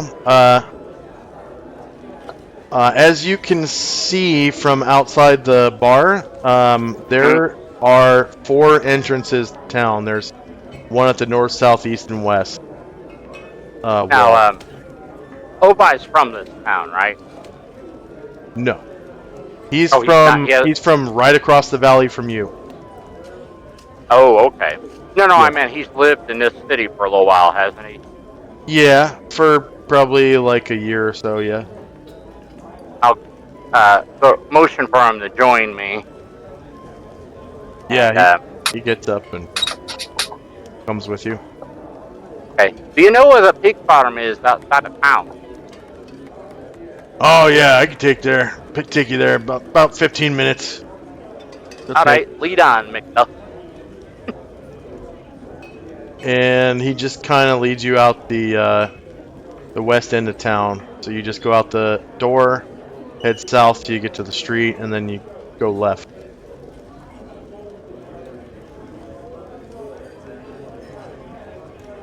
All right.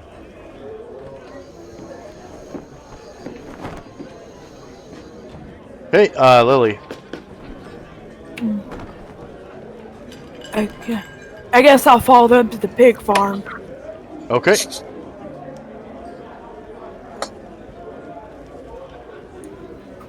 That'll be it for me for now. Alright. Selena, I think she already got her second spell, right? Yeah. Okay, so I'm just gonna take her off the tracker for now, and then Antixos as well. Okay, next up is Tenzi.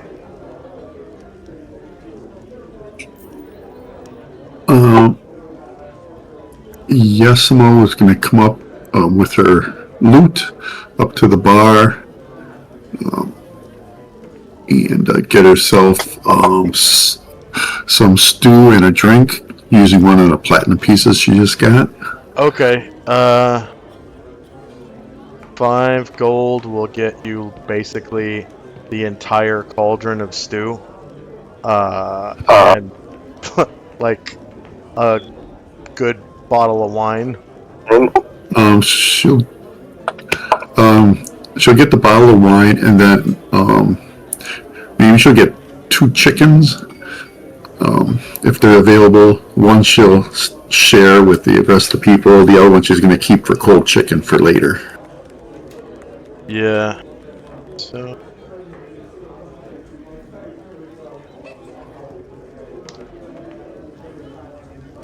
Yeah, a chicken is only 2 copper. Like, yeah. A roast chicken is only 2 copper.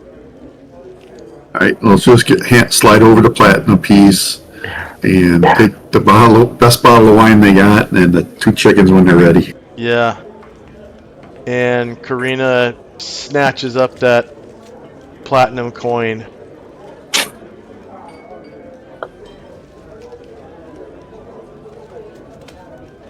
She says, Oh, thank you, miss. Yeah. 2 chickens, yeah. Best bottle of wine, there you go. and she's got this big old smile on her face. And she opens up the cork with a corkscrew, pulls the cork out, and produces a beautiful crystal goblet for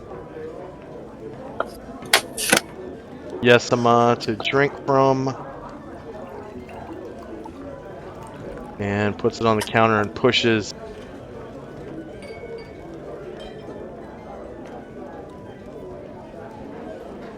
Felicity right out of the way.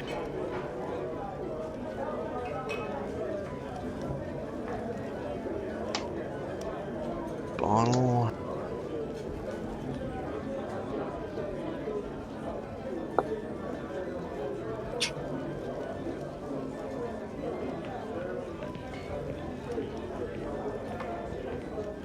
Bam!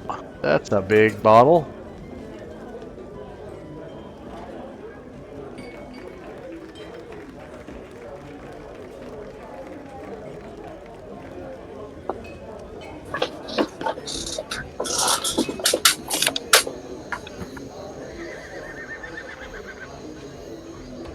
And goblet.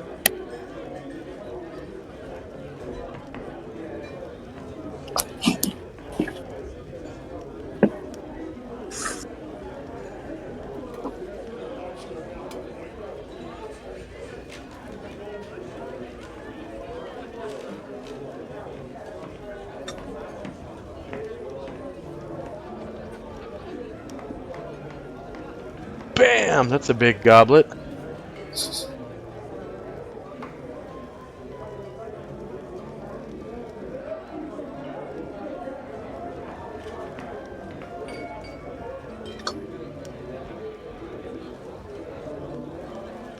Okay, anything else for Tenzi?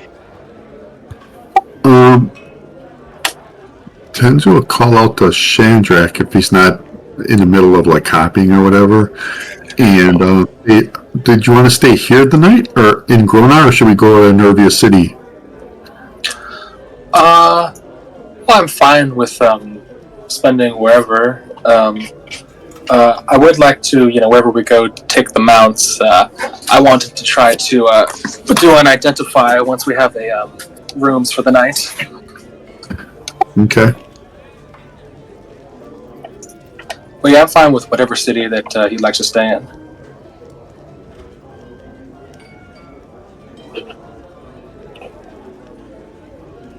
I was thinking we have to go there anyways, and I have a spell, so.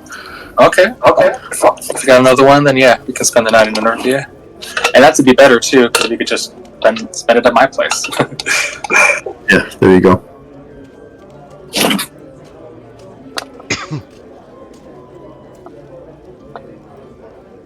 Right, that'll be it for us. Okay, next up is Shandrak and Company. Shandrak kind of holds his spellbook close to his chest as Antixos digs into his meal. Yeah, there is some like flying bits that come out as he, lawnmowers into that chicken hindquarter. Grease. Bit of grease goes flying.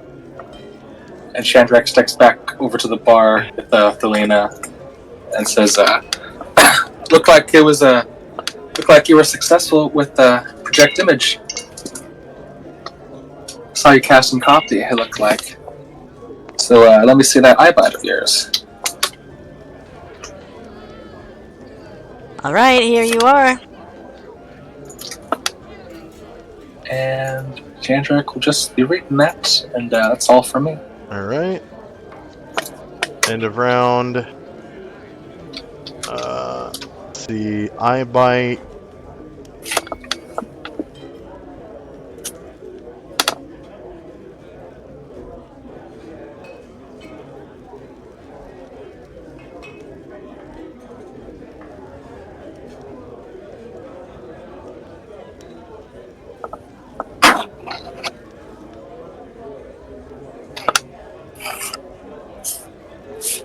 Eye bite is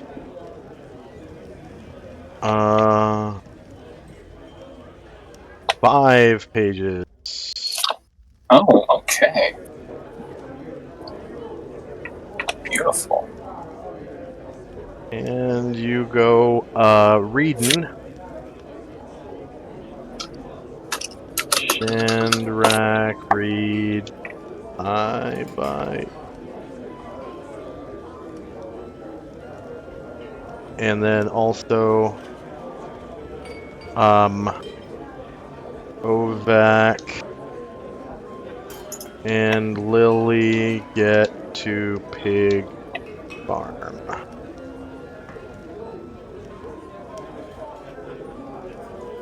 So that 15 minutes. And Shandrak reads eye bite in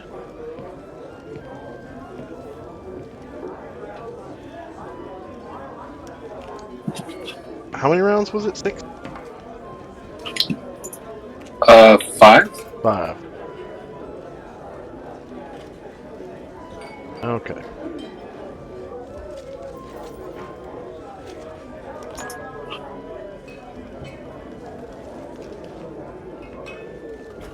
Alright.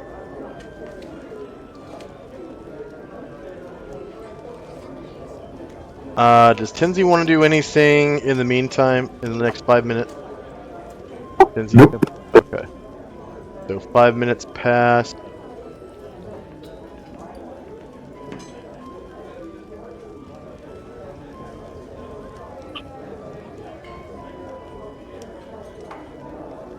It's fully, yeah, 4:30. And then a couple more minutes. End of round. Chandrak finishes reading I Bite. And time now is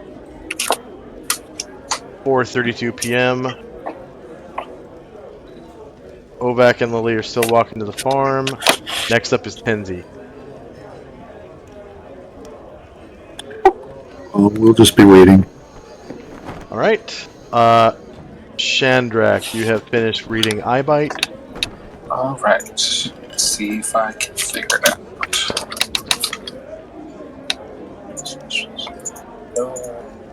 Level 6. Aha! Nice.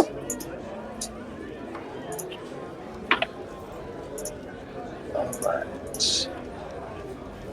5 pages. Very nice. And, Chandrak will say, to Felina, I have, not the skills to, cast them yet, but, if I may, what higher level, spells do you have? Do you have any spells of the 8th and 9th spheres?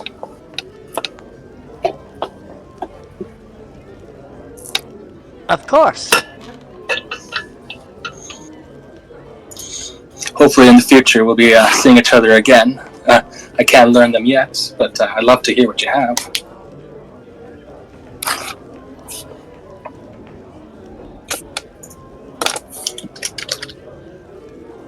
I have one spell of the 9th circle. And it is the weird spell.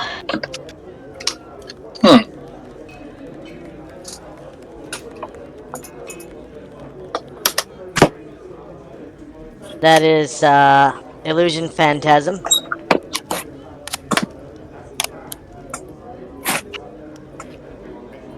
It brings the target's worst fears into reality.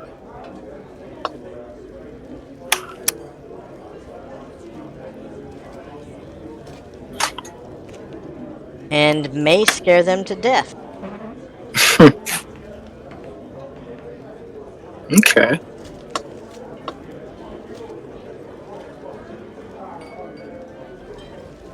And of the 8th circle of magic, I have 2 spells.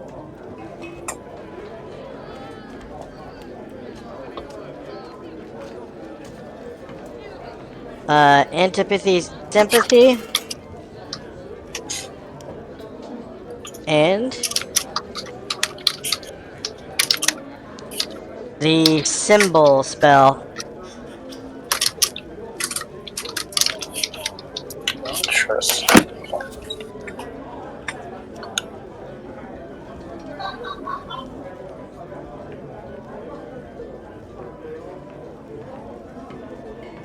Very nice spells. I hope to return and have something equally as wonderful to trade with you.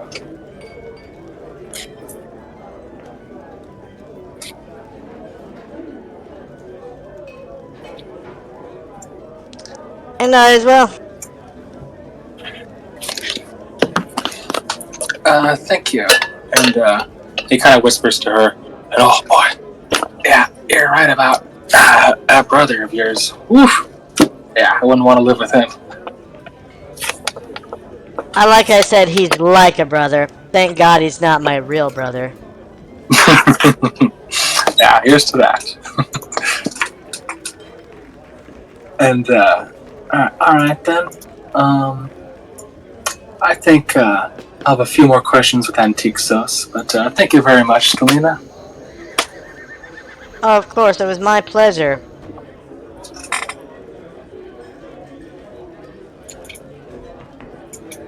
And oh no, wait, nope. Yeah, I copied this round, so no moving. That's all for me.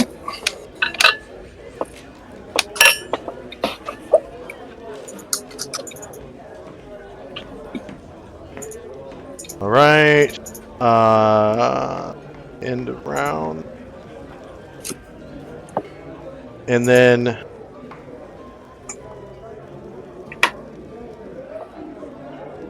does anyone want to do anything in the meantime where Ovak and Lily reach the farm, pig farm?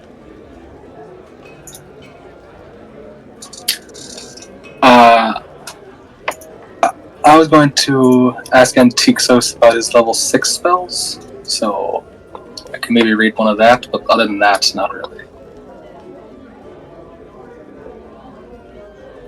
Alright, so it's your turn, Shandrak.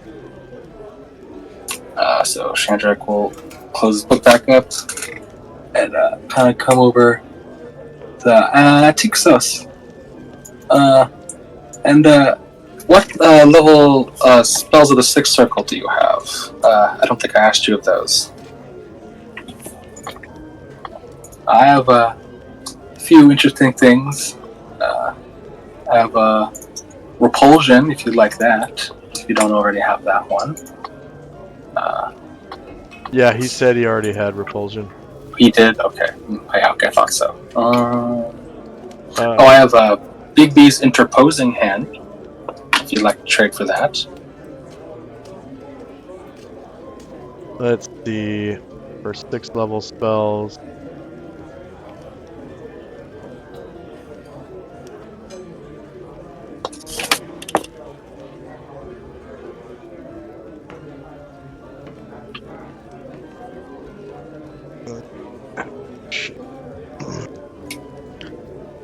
Yeah, he has repulsion,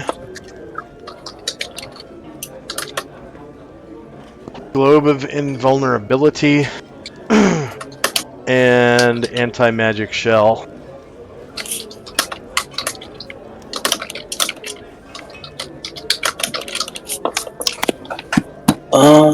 Okay.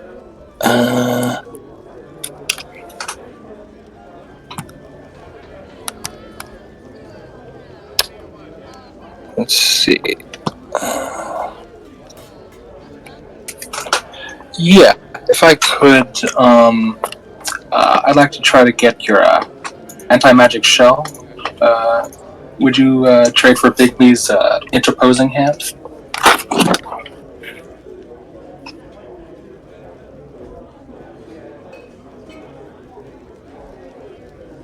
What other 6th level spells do you have? Or sorry, what Yeah, let's see. I What got other 6th level spells you have?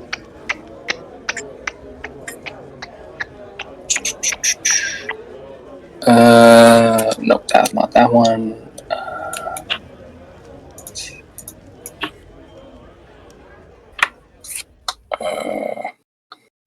What is that?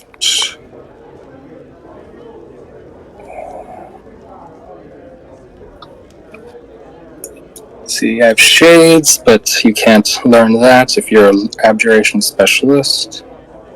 I have Bigby's interposing. I have. Oh. Huh.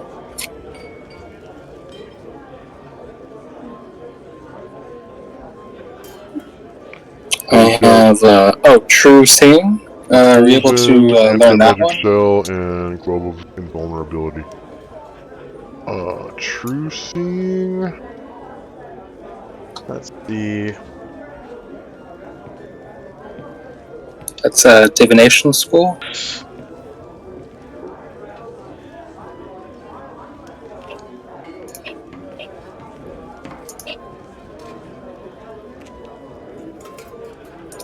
Yeah, I think that would be useful. Definitely. And actually, looking through my spells, actually, you said you had what was it? Global Invulnerability? Yeah, I'd like that one. Yeah, it's repulsion, anti-magic shell, and globe of invulnerability. Yes, I would like your globe, please. And the repulsion is 10 pages. Anti-magic shell is 7. Oh no, I wanted Globe of globe of invulnerability is 9 pages. Okay, nice. He said.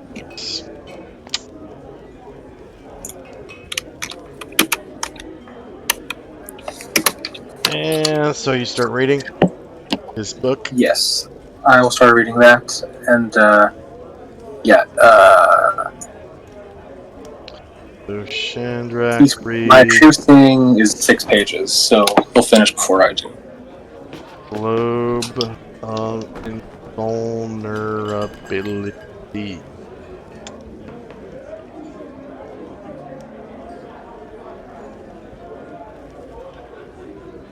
For 9 rounds.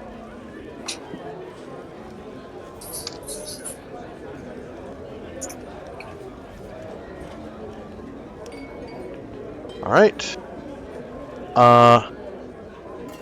So does anyone have anything to do in the next 8 rounds before Ovak and Lily get to the pig farm? No. Nope. Okay.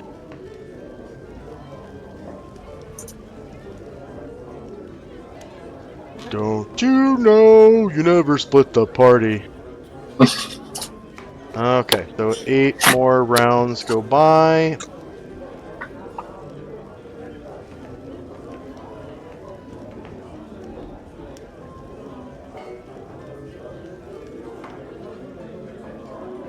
Two. 1, 0.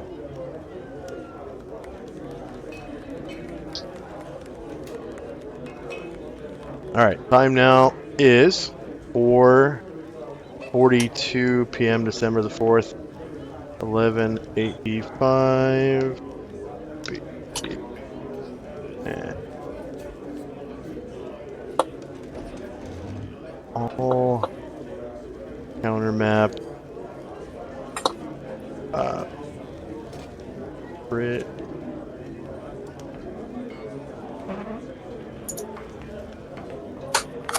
Rural farmland.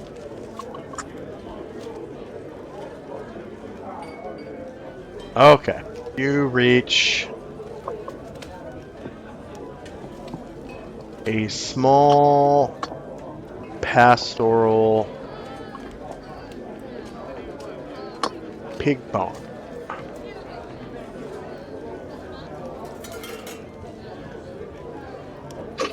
So go back.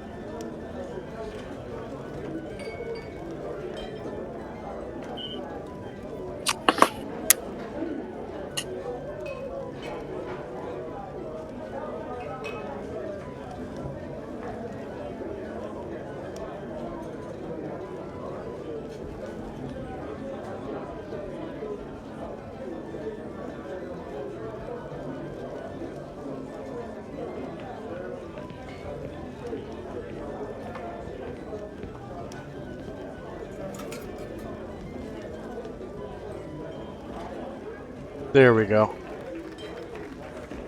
Okay. You guys make it out to the pig farm. You kind of had to jog because it's 15 minutes by human beads, and actually this is the wrong one. This is the wrong.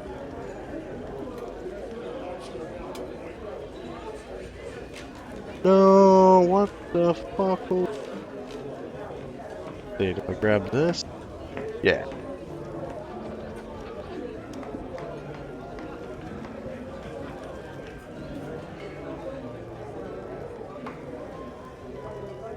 That looks like a corn farm. Dang it.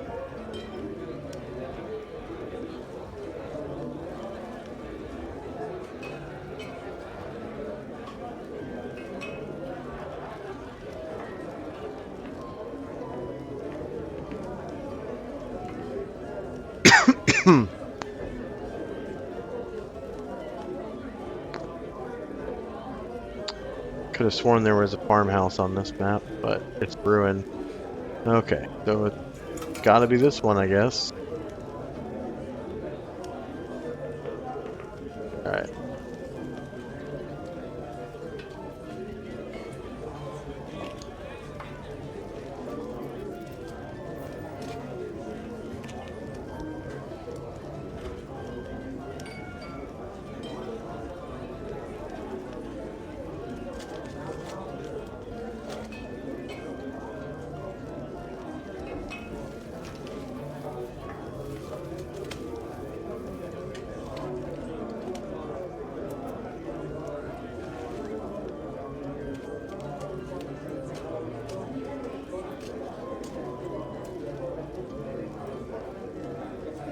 Ah, rural, okay.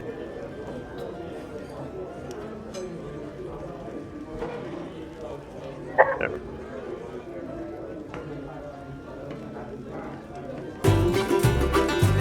Alright, so you get out to the farmstead.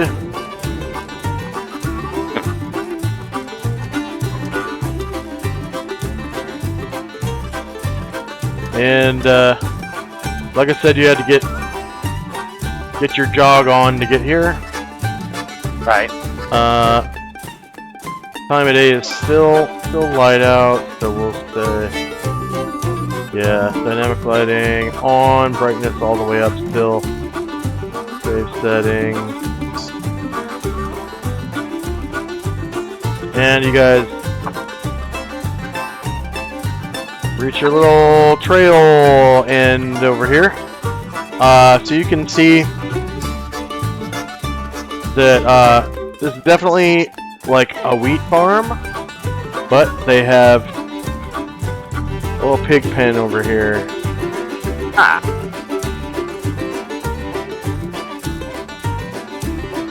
Alright. And wheat-fed pig is the best. The best. Alright.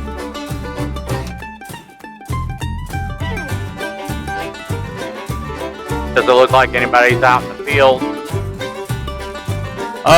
No, not right now, because it's later in the day. They're probably eating dinner. Because time now is like after 4:30, like 4:42. So they're you know, farming starts at dawn, and then when it's dinner time, boy, you better be in the house.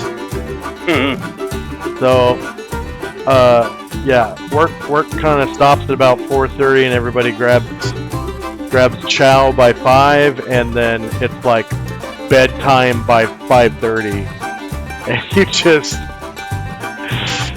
lay there until morning. Yeah. Okay, so first up, go back and look at the pig farm. Tenzi's Vengeful Strike on Musashi is expired, and first up is Ovak and Company. Alright. We're gonna, I guess, make our way out to the farmhouse.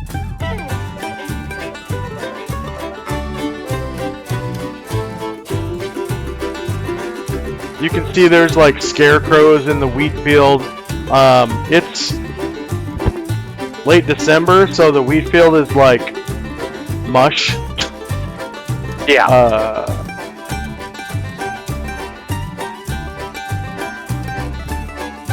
All right, I'll Early December. Looks like there's a bunch of manure kind of spread out. You can see cow pies and whatnot. all right.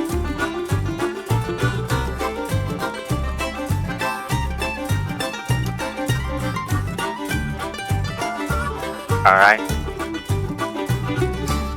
So you still got another 4 squares. Yeah, because you're not encumbered right now, right? Right. Yeah. So that would be a jog for your size. Okay. And you'd be able to move 24 squares. Alright, so you get a little closer and you can see that they have like a grain silo right here. There's like little trees here and there. You're about to get to a tree. You can tell this is like an apple tree, but of course there's no apples on it right now. It's early December. And all these fields are notionally mush. They're just black dirt. Looks real fertile, and you can see cow shit mixed in. It's been tilled, and there's like, you know, water puddles and stuff. Like it's not being used right now because they're getting ready for the cold season. Anything else for Ovek? Nope. Just gonna keep moving towards the farmhouse. All right, Lily. I guess I'll turn my cat form and start wandering the farm. There you go. Go to the barn and see if there's any barn cats in there. Okay.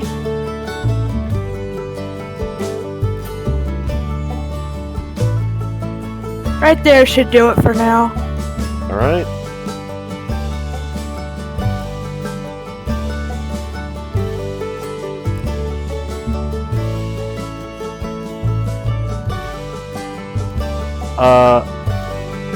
Next up is Tinsy, so back at the bar.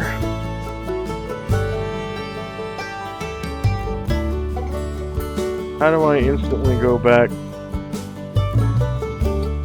Gronar?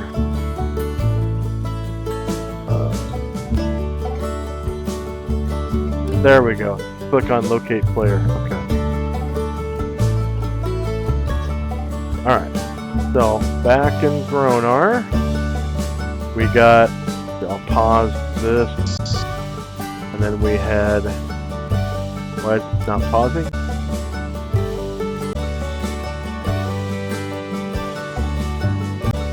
Can I not pause the music?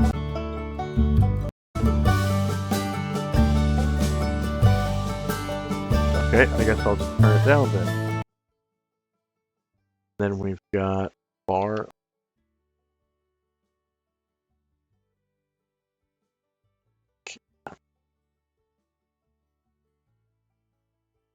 Back in the bar. Tinsy and Company. Just relaxing at the bar. Alright. So this is 0 round. First Chandrak reads Globe and Vulnerability. Chandrak still reading. End of round. You finish reading, and next up is Ovak. So back to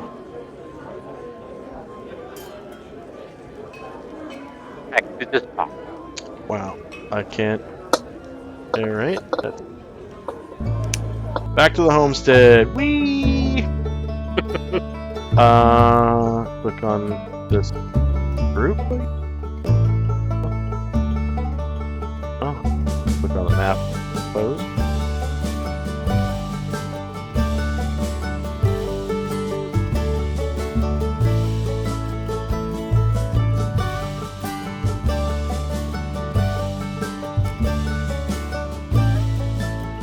Why is it not taking me to?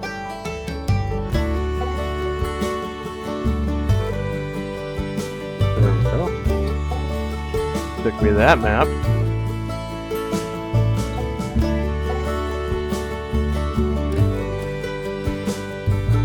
Okay. Yeah, back to Ovac. So yeah, Ovac and Company. Alright. We're gonna keep moving towards the farmhouse. Alright.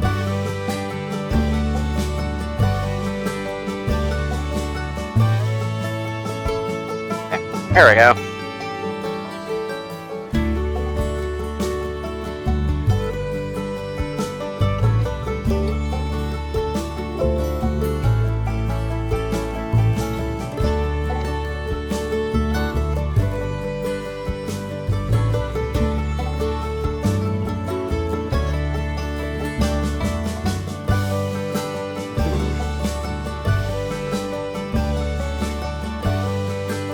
I've moved all I can in this round.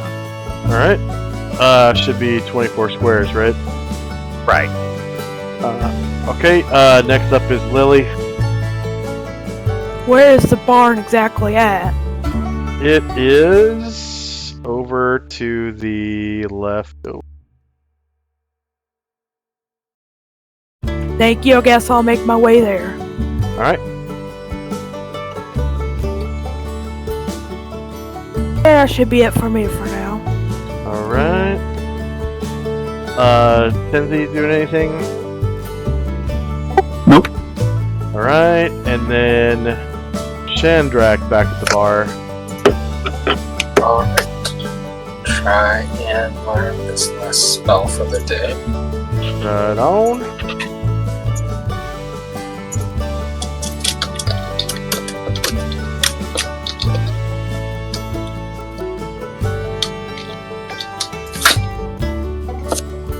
No specials.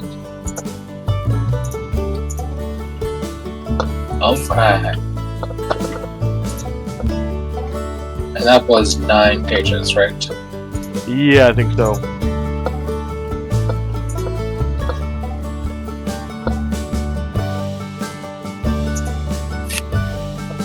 And anything else for Shandrak and Company?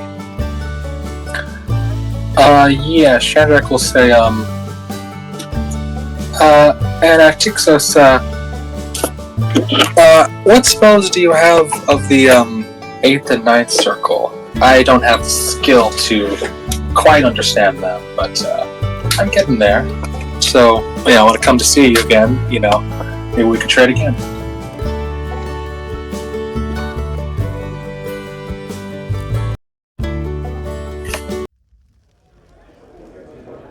Nom nom. Nom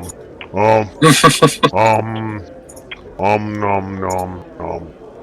Well, I got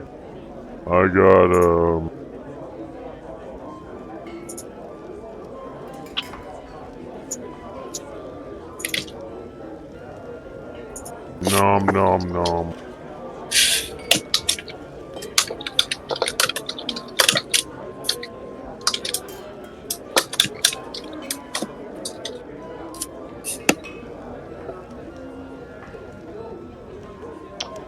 Nom nom nom. My only 9th level spell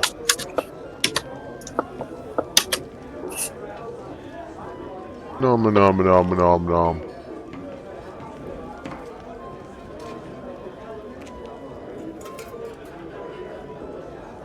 is prismatic sphere. Okay. Nice.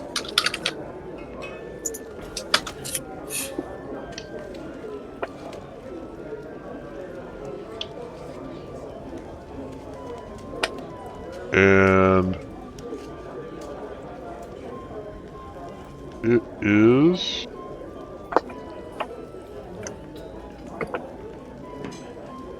12 pages. Okay. Nice.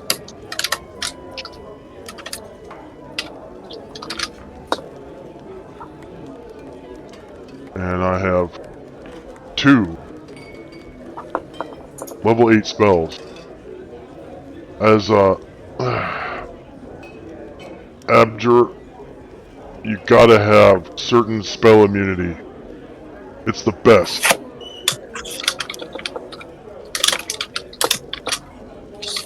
Spell immunity sure does sound good. And then I also have Mind Blank. You ever heard of that? Oh, yeah, that also sounds really good.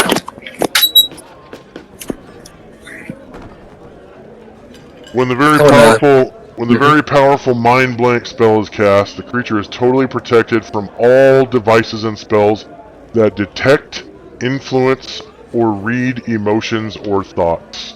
This protects against augury, charm, command, confusion, divination, empathy, all forms of empathy, ESP, fear, feeble mind, mass suggestion, phantasmal killer, possession, rulership, soul trapping, suggestion, and telepathy.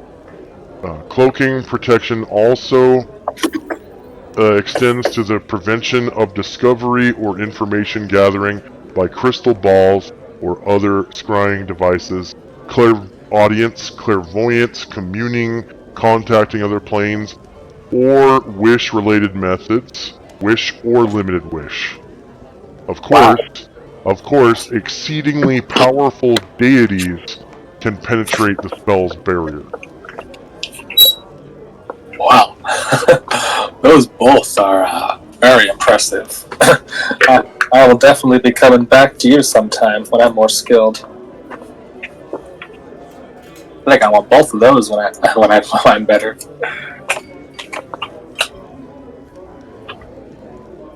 Yeah, Well, certain spell immunity is probably the more useful of the two, in my opinion. Because, are you familiar with that one?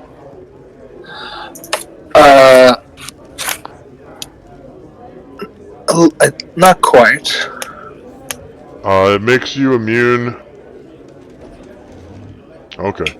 By use of this spell, the wizard is able to confer virtual immunity to certain spells and magical attack forms upon those he touches. For every 4 levels of experience of the wizard, one creature can be protected by the certain spell immunity spell. However, if more than one is protected, the duration of the protection is divided among the protected creatures. For example, a 16th level wizard can cast the spell upon one creature and it will last 16 turns, or place it upon 2 creatures for 8 turns, or 4 creatures for 4 turns. The protection gives a bonus to saving throws according to spell type and level as shown in the following table. And the table is called, it has 3 columns, spell level, wizard, spell, and priest spell. So, 1st through 3rd, for wizard spells, you get a +9 to your saving throws for level 1st through 3rd. Wizard spells, and it includes beguiling effects. And then for priest spells, it's +7 to your saving throws for spells 1st to 3rd level. And then 4th to 6th for wizard spells, it's +7 for wizard spells and +5 for priest spells. And then 7th to 8th level, +5 to wizard spells and +3 to priest spells. So huge saving throw bonuses.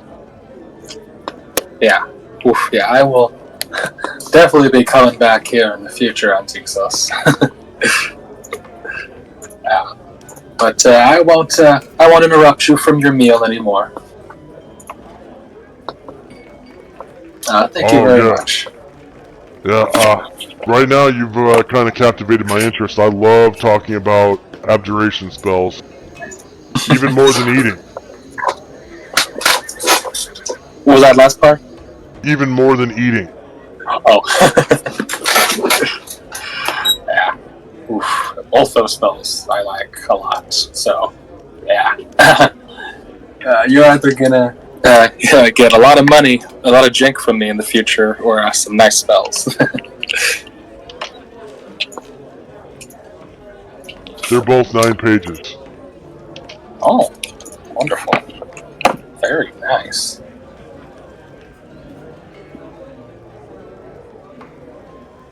Alright.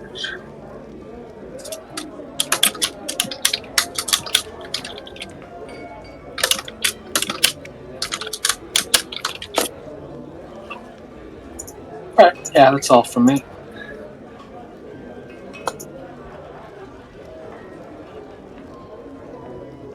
Okay.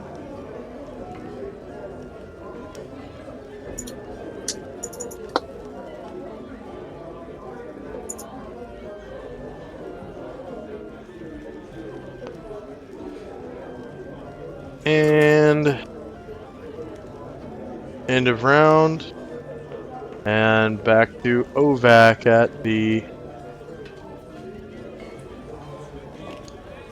let's see, rural. There's fine, rural.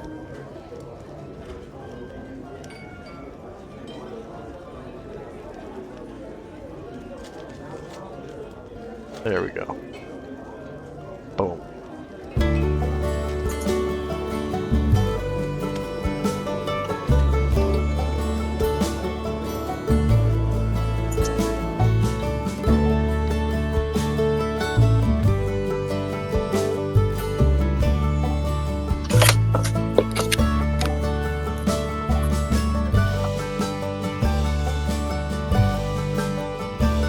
Alright, Ovac and company. Yes. Alright. And we're going to continue to move towards the farmhouse. Okay. You can see the roads are nice and dry, the fields are... Yeah, you probably get stuck in there. Yeah. You can see that this large cleared out area looks like is for setting up wagons and hitching plows. You can see a plow just kind of sitting here. And there's a wagon there and a wagon there. Alright. I guess that'll be it for Ovi and I. Alright. So if you're just jogging, yeah, it's 25 squares. And then, Lily, you can see...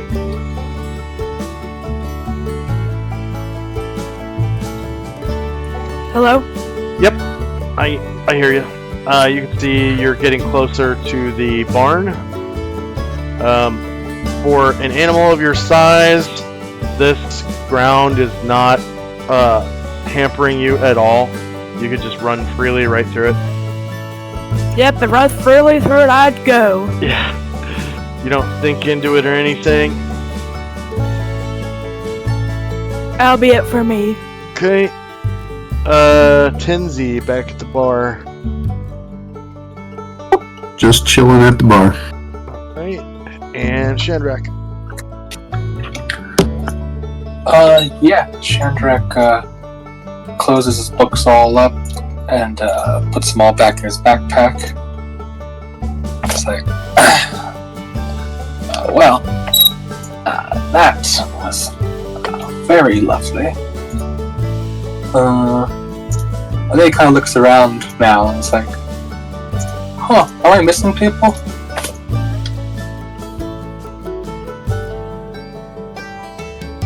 Go ahead and roll intelligence -4, which I'm sure you'll make.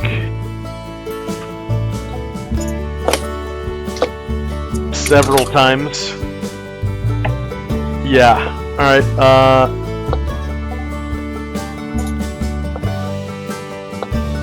yeah, you notice that Ovac, Ovi, and Lily are not in the bar.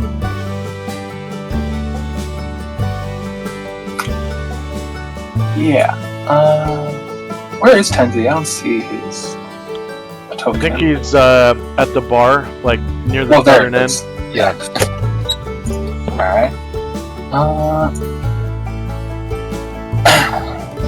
Well, I think, I think Chandrak will just go back to the bar and crack open that Wujin spellbook and finish up reading that first spell.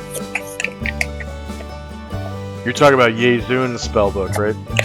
Yes. Okay. Which should have read 3 pages, and I think you said it was a 4-page spell.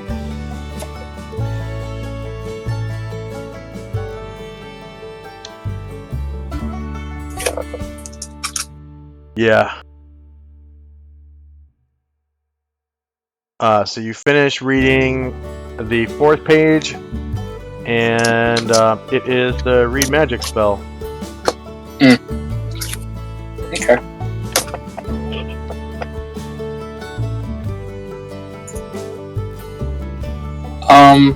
Shandrak, he's gonna try to,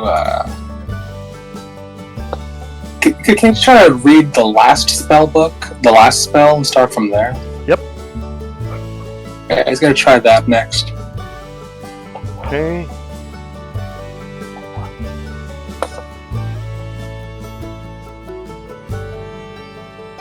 That one's 12 pages. Okay. You're basically just reading it backwards. There's nothing that says that you have to read a spell from front to back. Okay. Yeah, nothing in any spell book that I've ever seen. So you can just read it from the very back page towards the front. Okay. 12 pages sounds pretty good. Well, not really, but kind of really.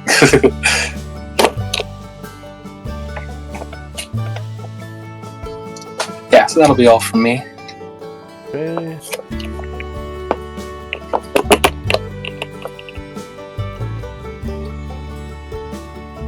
Oh. Actually, no, that's not.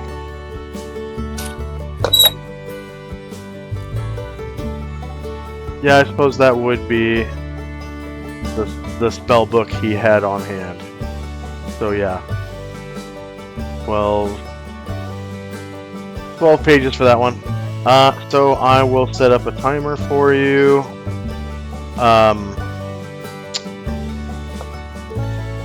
Shandrak, read.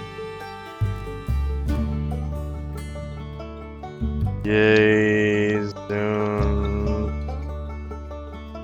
Book from last page.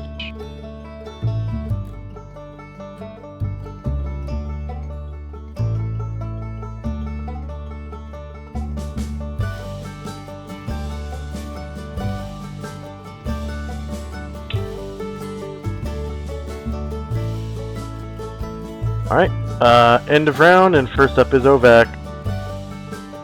As you get closer to the farmhouse, you can hear the oinking of pigs in the pen in the front yard.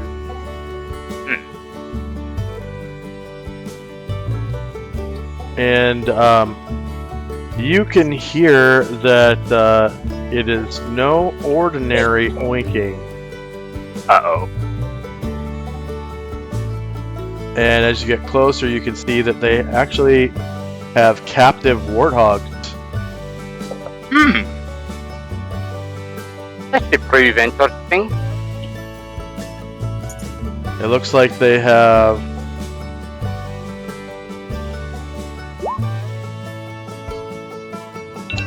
six warthogs in total.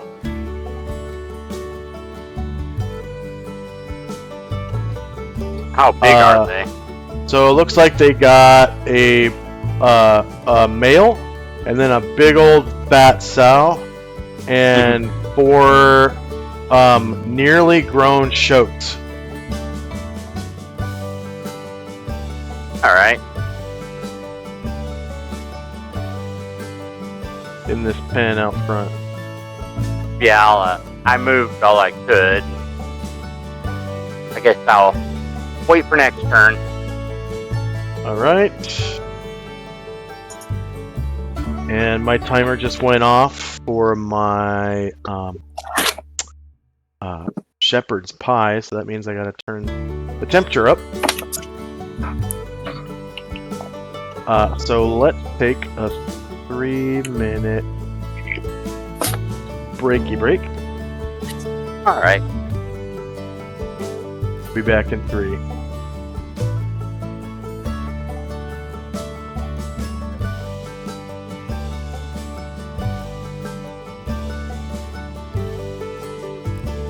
Starting now.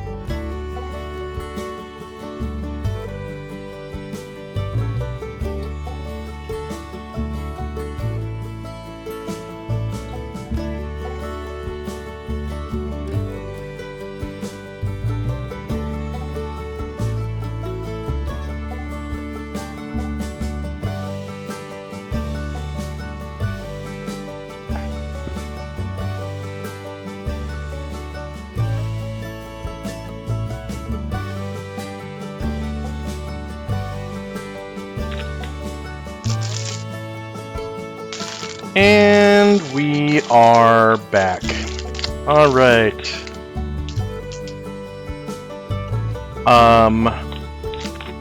Anything else for Ovac? No, sir. All right. Lily. Making my way to the barn. All right. Here we are. That should do it for me. All right. Tenzi and company at the bar.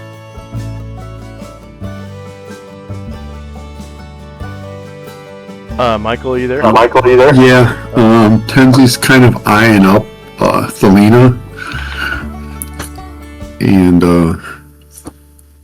I think the rest of us are just chilling. All right. So she has this beautiful cloak. It looks like it's made from. It's like almost like spider silk. It's so fine. Gossamer. Some kind of gossamer fabric. It's almost see-through. And it has like almost a pattern of mossy oak, but a lot more green. Almost like this camouflage. And you can kind of see her arms underneath it. And it's just sort of draped over her evening gown. And that's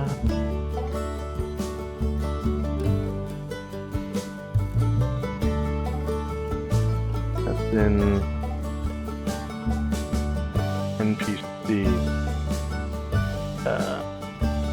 Well.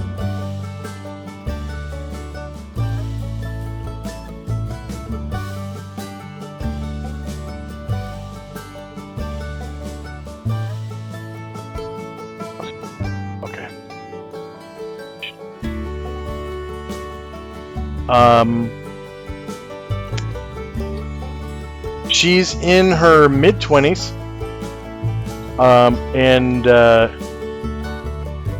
she's physically fit. And she's carrying a staff and a rod. I completely forgot that about her.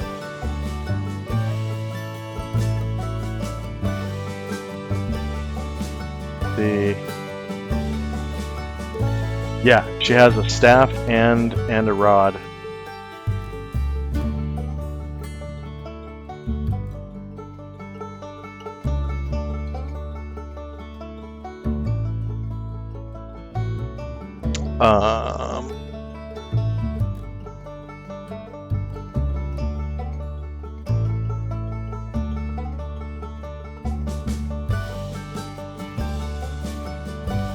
Her gear is just evening gown, and yeah, she's brunette with green eyes.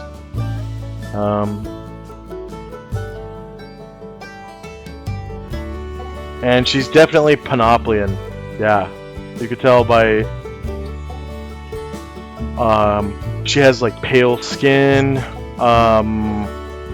like really light complexion. And yeah, her green eyes give away the appearance of Panoplian woman. And that's pretty much all you could tell by looking at her. As Tenzi kind of is, eyeing her over. Anything else? Yeah, he'll almost for one of the good wives, and he'll send a bottle of wine to Thelina with his compliments. Okay.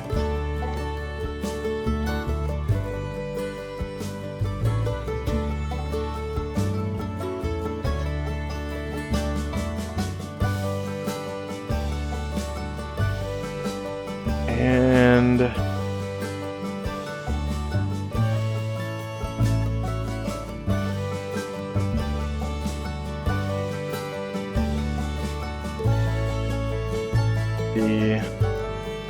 my equipment.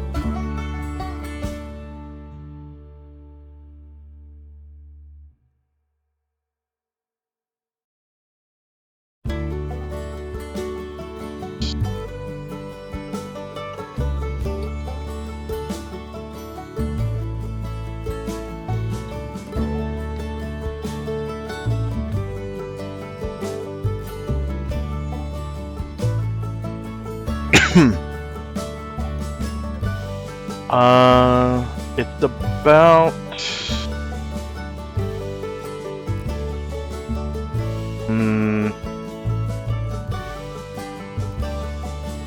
like 3 silver for the bottle of wine, and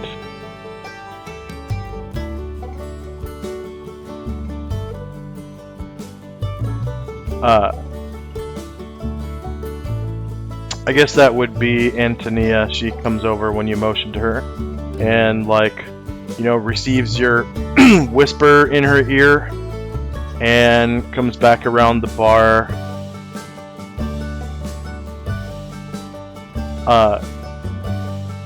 To their wine rack, and she grabs another bottle of the same red wine that Selena's been drinking all night, and she pops the cork and sets the bottle down and walks away. And Selena leans in and looks down the bar at you, and she gives you a big smile and thumbs up, and you can see she finishes her 3rd glass just then.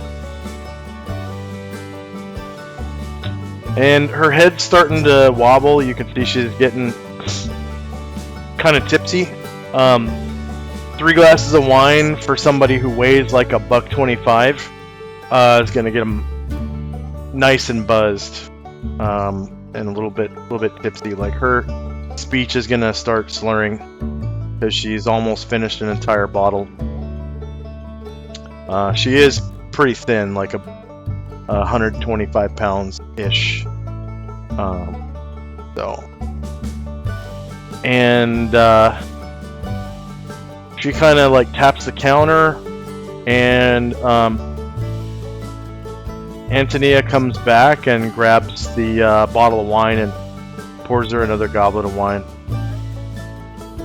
Anything else for Tinsy? That'll be it for now. Alright.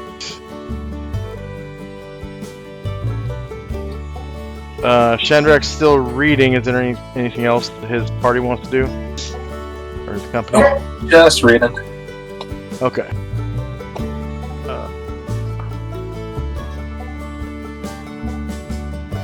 So that's the end of the round, and we're back to Ovac and company. Alright.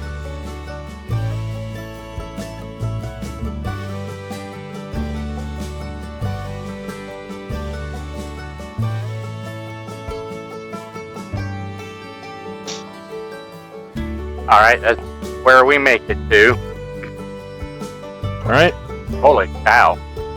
I'll call out to the house. Greetings to the house. And you can see the front door is open, and just then, let's see.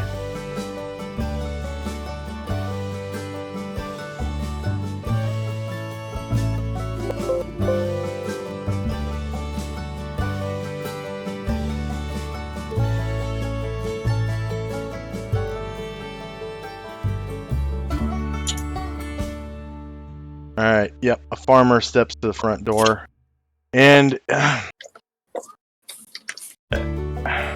are you able to see that? See what? Oh, there's a tree in the way. Okay. Yeah, there's a tree right here.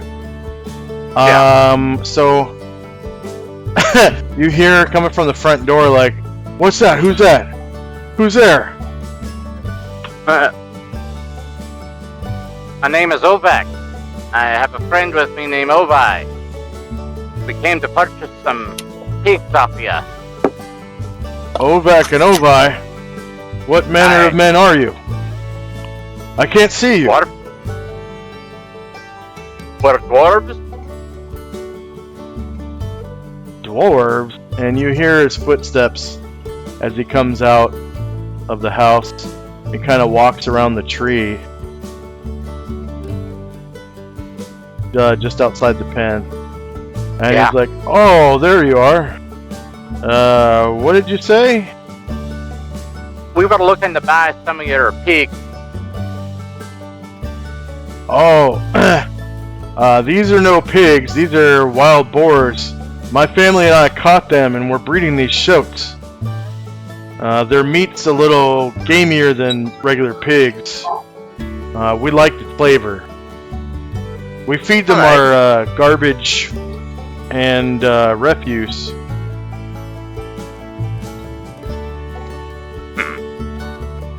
So how much would you part with a couple for? The shoats.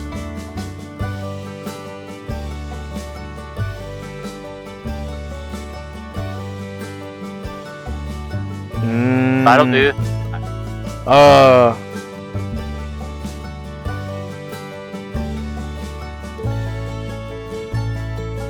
About a gold each.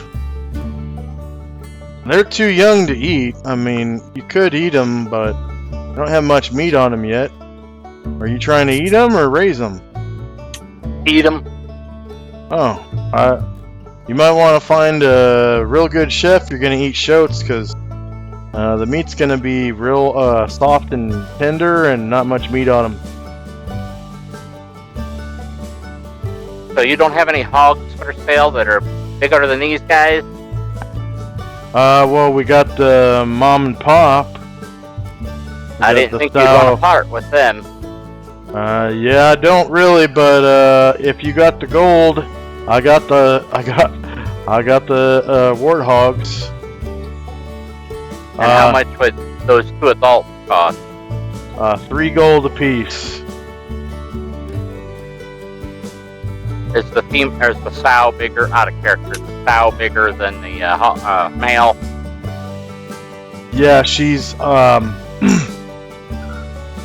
she's slightly larger, like she has more fat.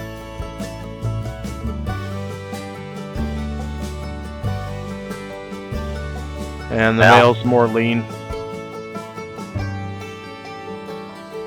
I'll mumble something to myself and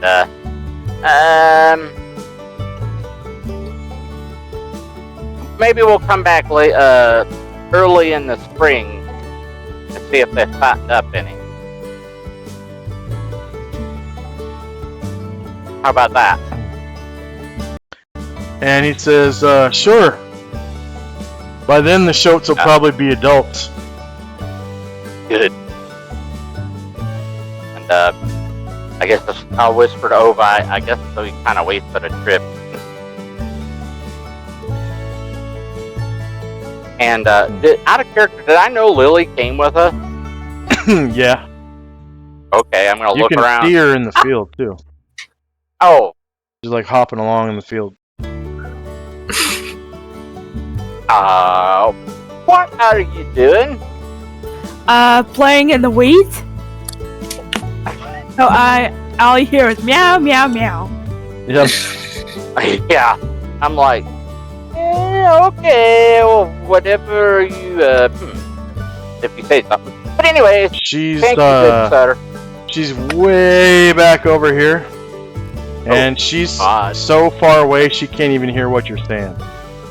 Oh, okay. Yeah. I'll just roll my eyes and shake my head, and Ovi and I'll head back. Alright, anything else for Ovi? No. Alright, how about Lily? I'll just sit here and wait for them. Alright. Tenzi. Tenzi's going to get up and walk over to Selena.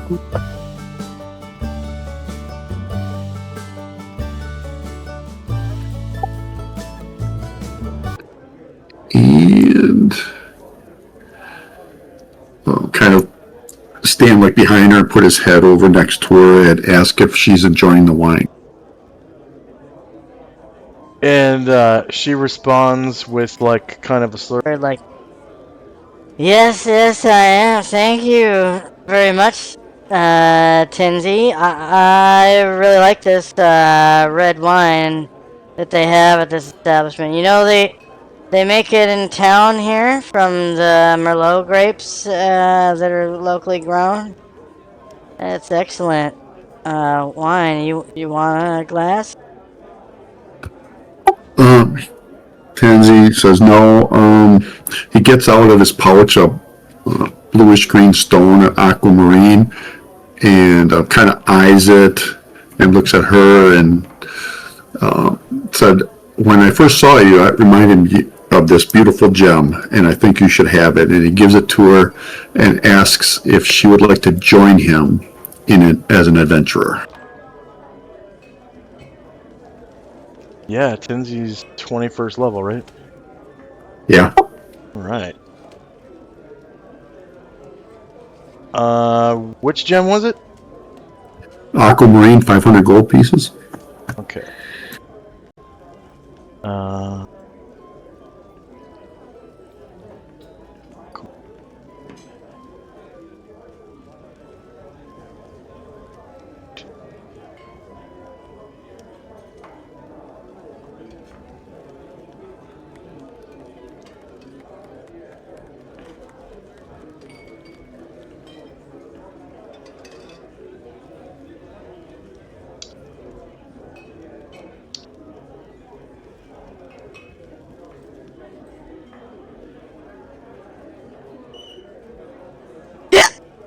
That's the best idea I've heard all day, Tenzi.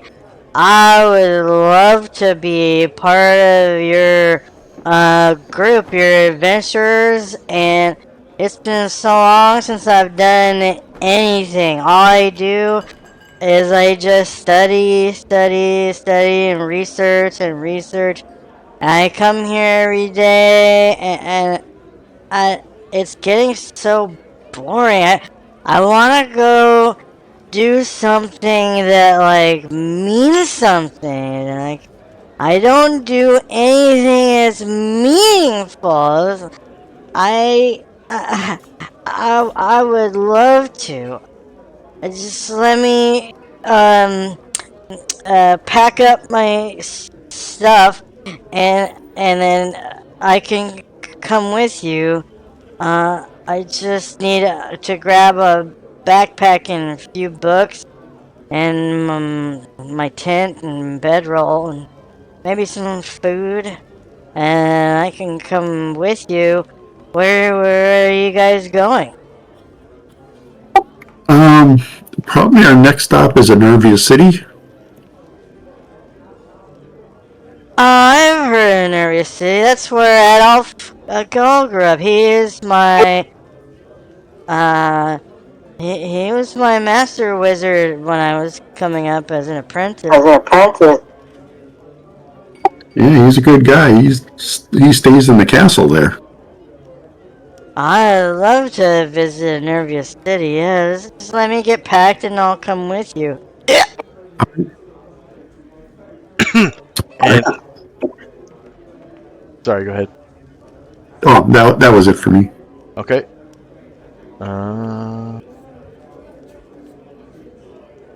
And Chandrak's still reading. Anything else for Chandrak's company?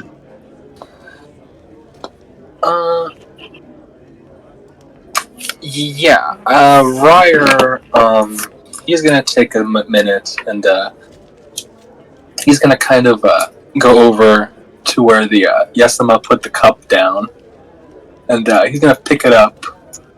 And as it comes across the stage, he kind of waves and cheers to the men out front who've been showing us love. All right. Hang on a second. I just have to step away just for a second. Be right back. Okay.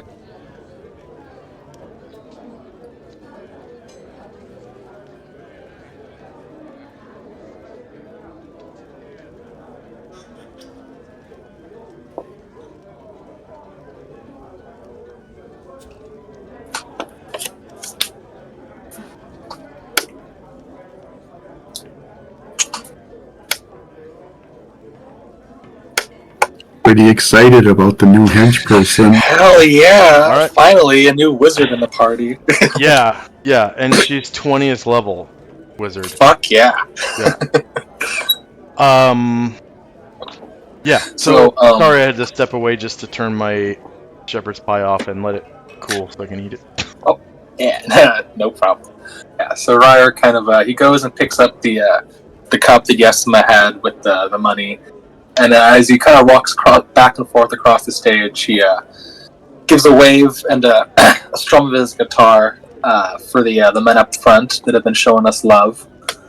And then Ryer kind of comes to the edge of the stage towards this table with the senators, and he puts the cup down at that end, and he kind of just smiles at him as he starts to do a little guitar lick at him.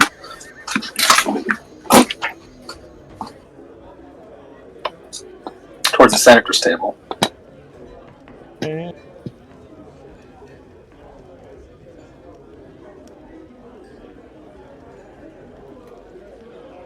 And he's still playing his guitar, right? Yes. Okay. Guitar.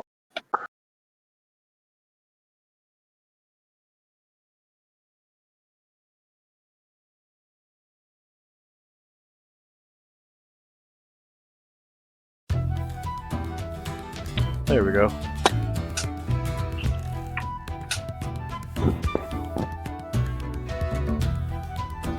Oh, this would have been perfect because it has flute too. Okay.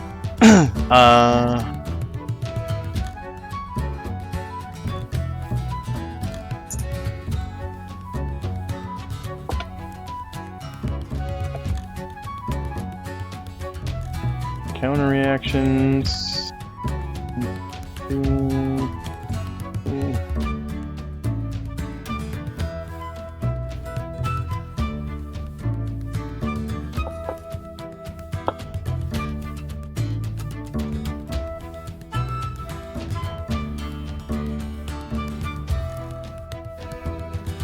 Okay, and then so their mood is altered by I think it was Yesima. Do you want to make them more friendly or more hostile? Oh, well, I wasn't necessarily trying to improve their mood. I was just trying to kind of play towards them and I'm sorry. intimate towards the cup. I'm sorry. Towards the senators. Oh. What? Okay. Did Yesima want to make their mood more friendly or more hostile? Oh, I'm sorry.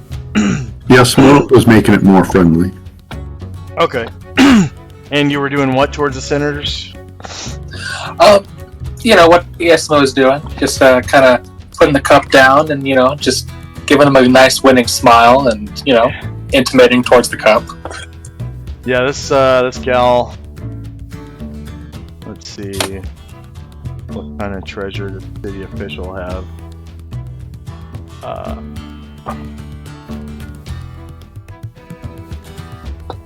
That would be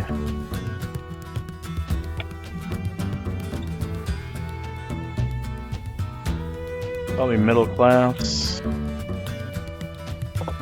No, she'd probably be gentry.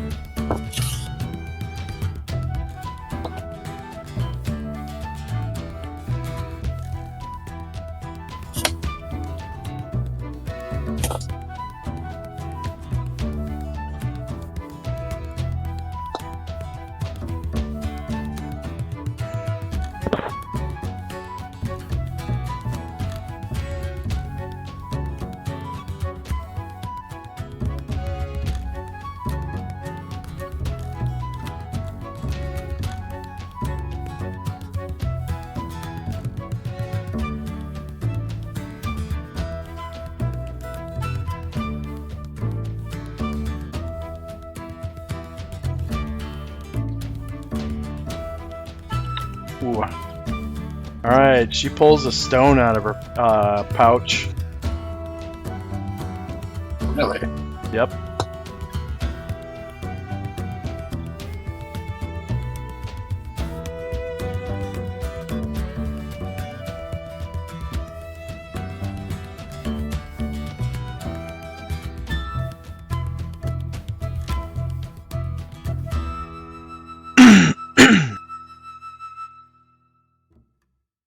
Yep, it's opaque and mottled deep blue. And she tosses it at Briar.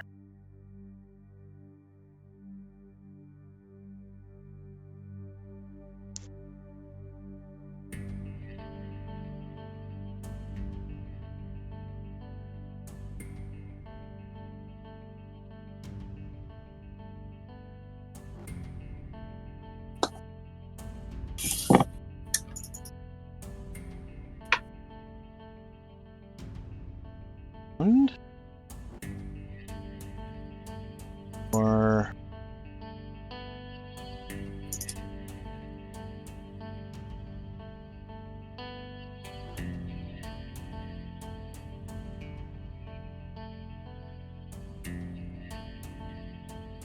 and yeah, it lands right square in his cup. And she says to him, Your cup runneth over.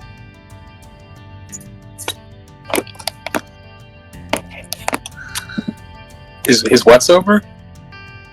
Cup. Oh. Certainly is. This one goes to you, miss. and she winks at him and gives him like a victory fist. Like a, yeah, like that, you know?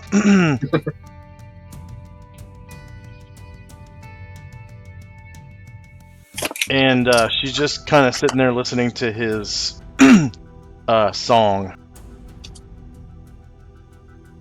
Like she fully turned around in her chair. Not a 180, but to the side. So she's kind of side saddling the chair. But her attention is like 100% on Ryer right now, rather than on the senator. And he's just kind of babbling like usual, like just, you know, everybody's kind of nodding and listening to what he's talking about, like our efforts and in the tax sector have just been phenomenal, you know, tax cuts, and everybody's like, what tax cuts? And then there's just like, no, you know.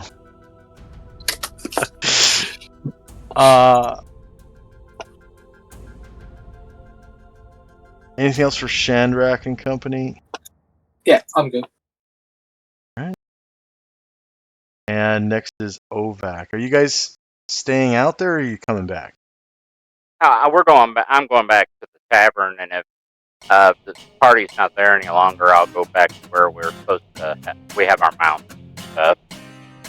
Okay. What about Lily? I'm coming back with them. Coming back. Okay, so I'm just gonna put a timer on the tracker for Ovi and Lily. Back to town. And of course it takes 15 minutes to do that.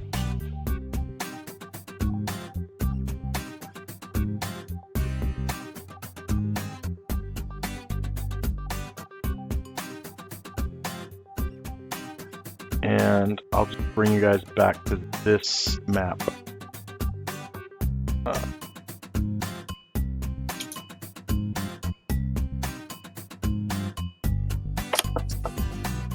I think I just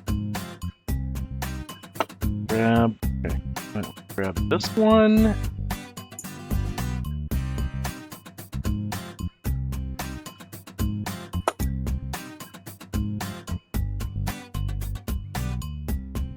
That should undo all that. Yeah, okay.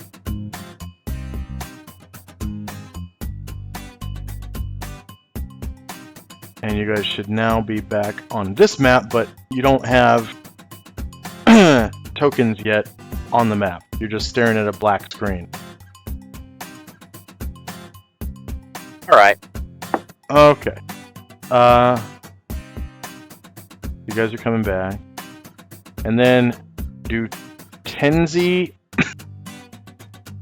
or Chandrak want to do anything until Chandrak finishes reading Yazin's book from the last page? The only thing I want to do is Ryer will kind of take a glance down at the gem the Lily tossed down and try to appraise it. Ugh.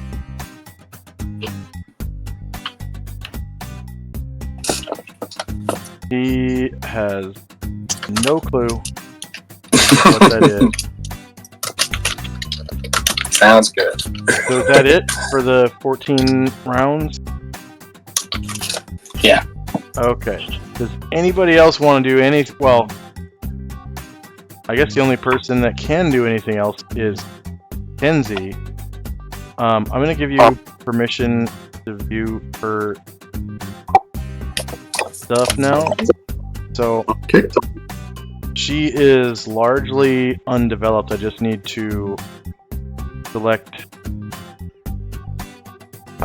spells for her, and I will leave the proficiencies up to you. Okay. So she is 20th level, so you're basically planning out proficiencies for a 20th level character. She does speak Common, and she speaks Elvish. So Elvish is the only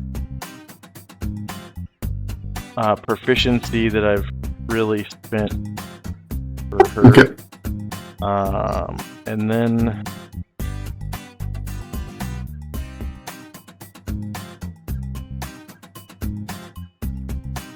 yeah, I just need to roll her. Oh.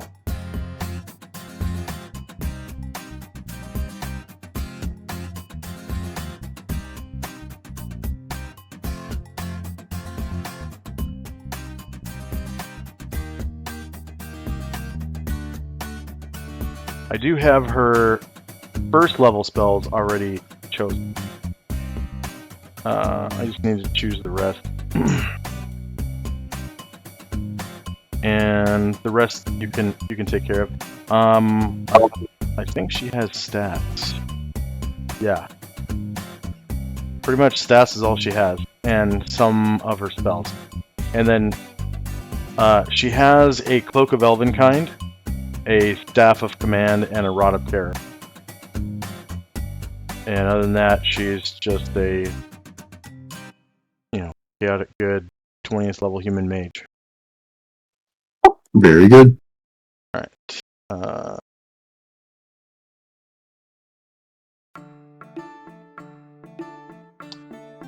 Put in journals, all players.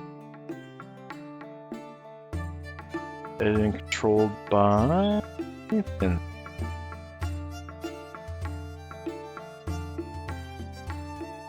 And I'll come up with her spell books and everything by next session. Okay.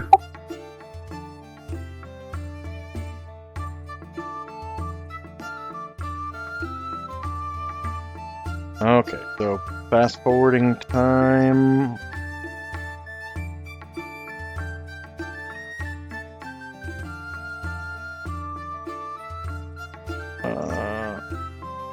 Oh, it's counting upwards. Shoot. I never set it to, okay, so...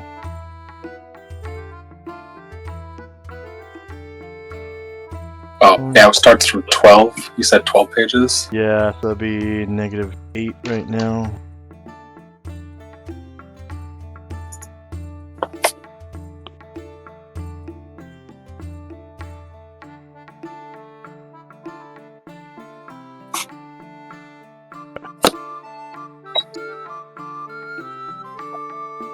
Fast forwarding 8 more rounds.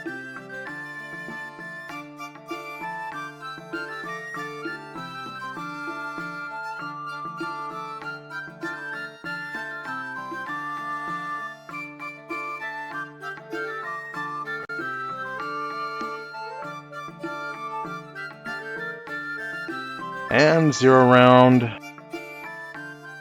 Shandrak's still reading. End of round. Shandrak finishes reading the spell, and it is a 12-page temporal stasis. Okay, very nice. Yeah. Alright. So that was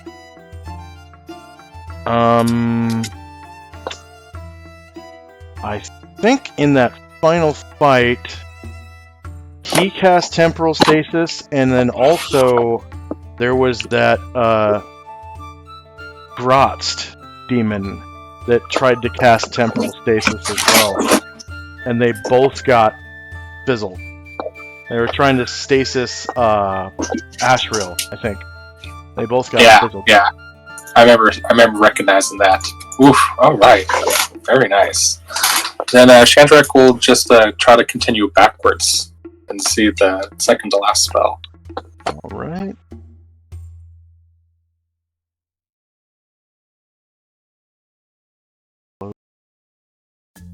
I did. Let me find it again. That was in Scared?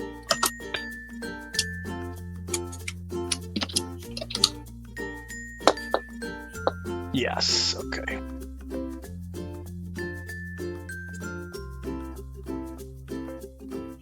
Alright, so the next spell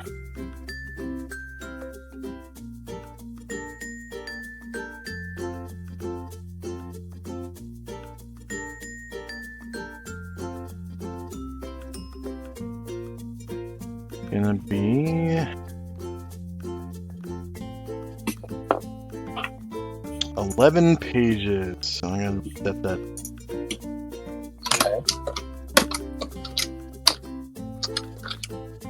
The negative 11.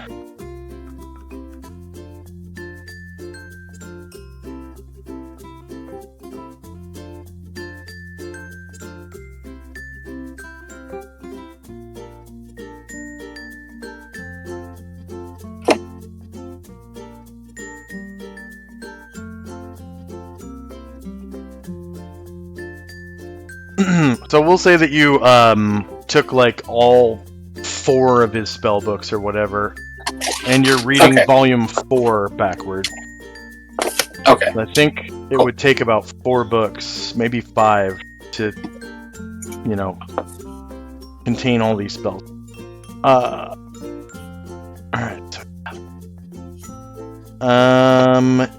And then... Oh, did I put Ovi instead of Ovac? Whoops. So 6 rounds until...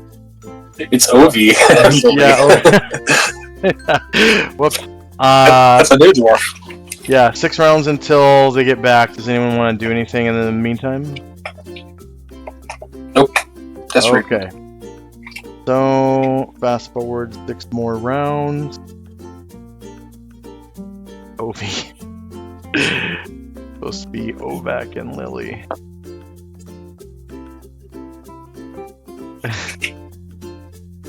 How embarrassing. Alright.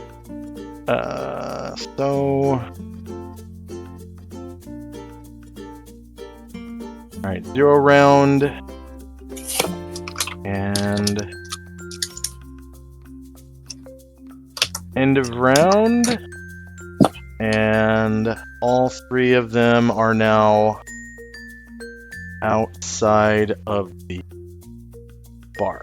So, first up is Ovac and Company. So you guys are right here. Right where you started. Yeah. 15 minutes later. Well, half an hour later, really. Yeah. I will, guess we'll go in there and see if our compatriots are still here. By now, those chickens and meat should be fully cooked. Yeah.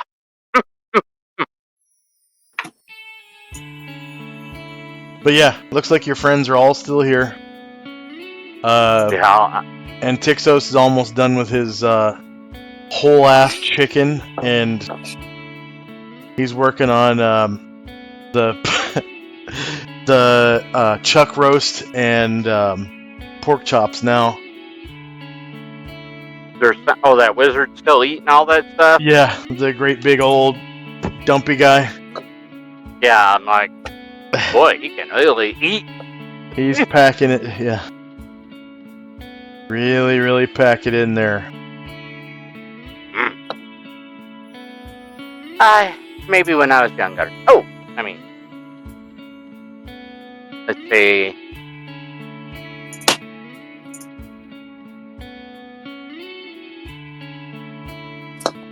I will.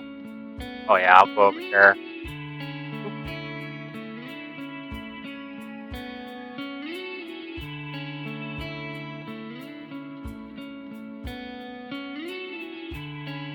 I'll ask party members. Anything exciting happened when I was gone? Absolutely, I have found so many new spells. Oh, this is wonderful. This is the best day ever. Oh. And Tenzo will look over and say, yes, Usha's promised us a great bounty, and I think we have found it here. And then he eyes up Thelina.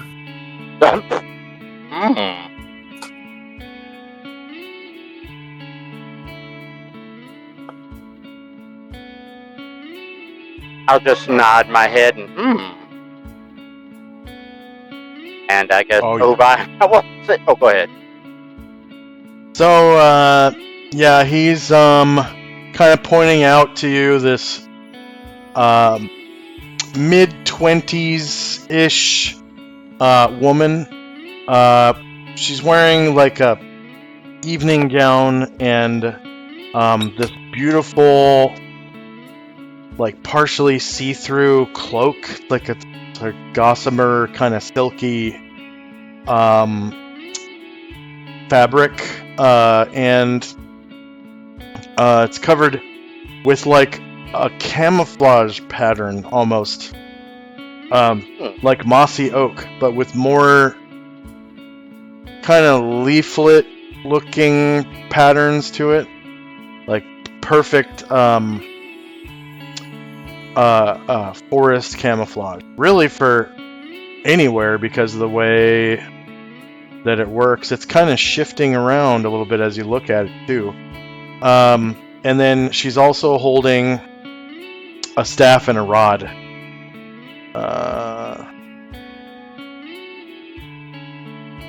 But yeah, they are Cloak of Elvenkind, a Staff of Command, and a Rod of Terror. So I think a Rod of Terror kind of doubles as a footman's mace, +2 or something like that, which she's not proficient with, but in a bind she could use it as a melee weapon with a -5 to hit for non-proficiency, but part of it would be counteracted by the +2 to hit from its magic. And then Staff of Command, I'm pretty sure that's usable by wizards. I hope so, because I'm gonna have to re-roll it. It's usable by wizards, but clerics get more benefit out of it. Yeah. Well, actually, I indexed it. So...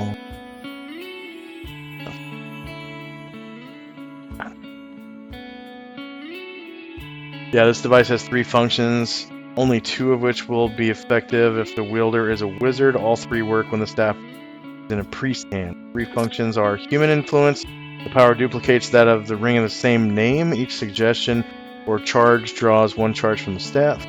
Mammal control, animal control. The power functions only as mammal control as the ring of that name when the staff is used by a wizard in the hands of a priest.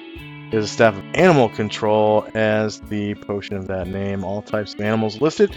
Either use drains 1 charge per turn or fraction thereof, and then plant control, the function duplicates that of the potion of the same name, but for each 10 square foot area of plants controlled for 1 turn or less, 1 charge. Wizard cannot control plants at all. Yeah, obviously that belongs to the The lady holding it. sphere.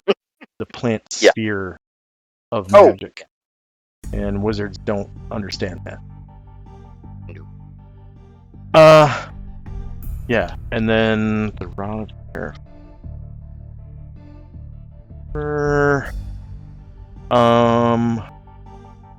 This rod is a +2 magical weapon capable of inflicting 1d6 plus 3 points of damage per hit. So I extrapolated that is a 1d6 plus 1 damage weapon, right?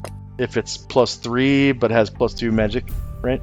And then I looked at all the bludgeoning weapons, and I'm pretty sure it's the Footman's Mace that does 1d6 plus 1 to medium creatures, and then does like a d8 to large. Let's see. Rules, etc. Gear and equipment. Weapons and armor. Show to players. And mace. So yeah, Footman's Mace. 1d6 plus 1, 2d4 to large creatures.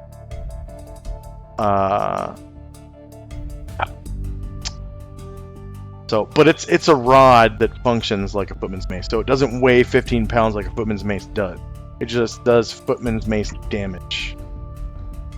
Okay. Yeah. Yeah, so that's, she's got that.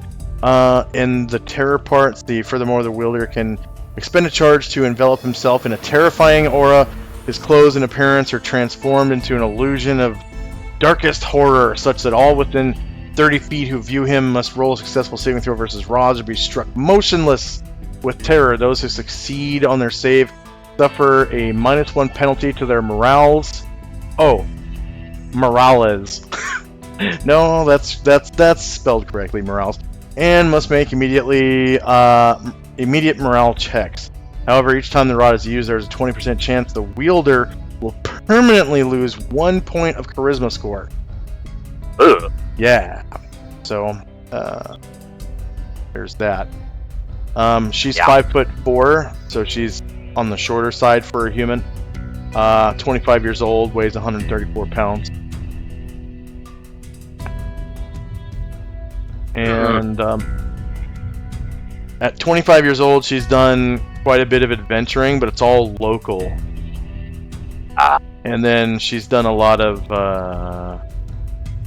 work with the IMC. So Selena is one of the 4 Archmagi of the city-state of Gronar. The Archmagi are the city-state's last line of defense once the Iron Star Mercenary Company has failed to defend the city and its surrounding lands. Since the IMC has recently adopted firearms in the name of defense, failure seems highly unlikely. Selena, being the only female Archmage, is a very shrewd and independent person. She does not always agree with the Senate's decisions in Gronar. More often than not, she operates within her own plans in the name of the greater good of Gronar. Selena is constantly at odds with Rafferty and Bifonzo, some of the other Archmagi, and her disdain for the priests who serve at the Temple of Hades within the city is well known, because those priests are evil. Like, to be a priest of Hades, you have to be evil. Even though Hades himself is not evil, the priesthood is. They're lawful evil. Selena seems to prefer the company of high elves, but she has never been married. Selena is the older sister of Saria Thoughtblade, a former member of Den the Circus, which was this party a long time ago, and the eldest of the 2 children of Arnulf Thoughtblade and Freyanna Thoughtblade. Intelligence seems to run in the family, as both Selena's parents are psionic wild talents, and her sister Saria is a full psionicist. Selena herself never received the gift of psionics, but she is definitely a powerful mage, and took to the arcane craft like a fish to water. She personally helped defend the city-state of Gronar from an invasion of Froghemoths. Defeated many Froghemoths in that siege. She's descended from the great monarchies of men of Panoplia, homeland is the city-state of Gronar. Her liege patron now is not Adolf Gall, but Tenzi Amoroso, so I'm going to edit that right now. And her religion is Odin. She's... Yeah, I need to change gender to sex, actually. Sex is female. Social class is freeman. All the people of Gronar are freemen. Status single. Birth rank first. She's the oldest sibling of Saria Thoughtblade. Hair brunette, eyes green, and appearance is Selena's a mid-20s masked woman who wears robes, physically fit, and never, without her magic staff and magic rod, she is a very capable mage. Yeah, who's patron is now NV and Morrow, so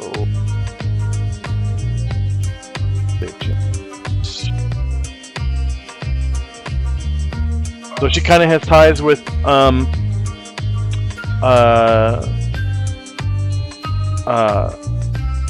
Linus Ironstar because of her cooperation with the IMC, the Ironstar Mercenary Company. But they're not like in a relationship or of any kind, like business or personal or anything. She just kind of has ties to them because she has to communicate with them to coordinate defending the city. And that's her in a nutshell. 20th level mage right there. Anything else for Ovac? I'm just gonna ask Chandrak, are we staying at the Red Carpet Inn? Chandrak looks up from the book he's reading. What? Oh, no. Yes, if we're done here, which I am, I just have my book that I'm reading. We're gonna go back to Enervia, but no, we're not gonna stay at the Red Carpet. I actually have some property there, so you can stay at my place. Oh, alright. Out of character, what time of day did you say it was now? It's on the turn order tracker. You can always look at it yourself. Looks like 5:23 p.m. 5:03. 5:03. Right, 5:03. I'll ask Ovi, do you know any places that dwarves hang out? And he goes, around here? Oh, around in this bar? You mean in this city? Where dwarves hang out? Aye, that's it. Yeah, aye. Well, I mean, I used to hang out at the spider web. What part? Spider web? Where you met Wow, me? we might have met. Oh! Yeah. As far as I know, I was the only dwarf in this town, other than maybe some stragglers. Sometimes there'd be dwarves come out of oh, what's that place to the north?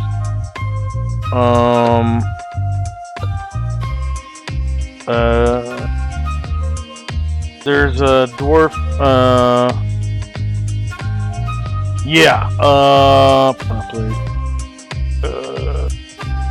Yeah, sometimes hill dwarves would come out of Bother Doom and visit. All kinds of weird people from Bother Doom.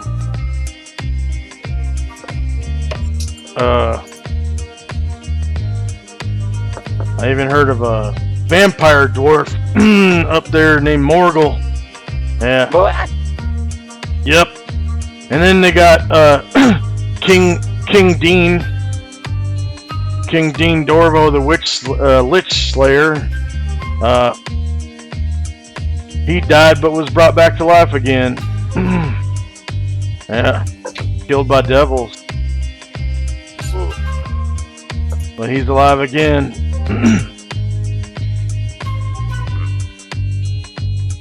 So you think the town or gate guard would know there were other dwarves about? You mean here? I don't know, maybe. Want to go see more dwarves, Ovak? We're gonna go to your home, aren't we? We're gonna go to Knuckle Crack pretty soon. Okay, I'll wait till then. You're from Knuckle Crack? Aye. That's where the goblins live. I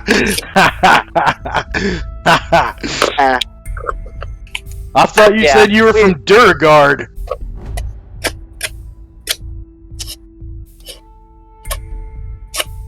Where the mountain dwarves are from.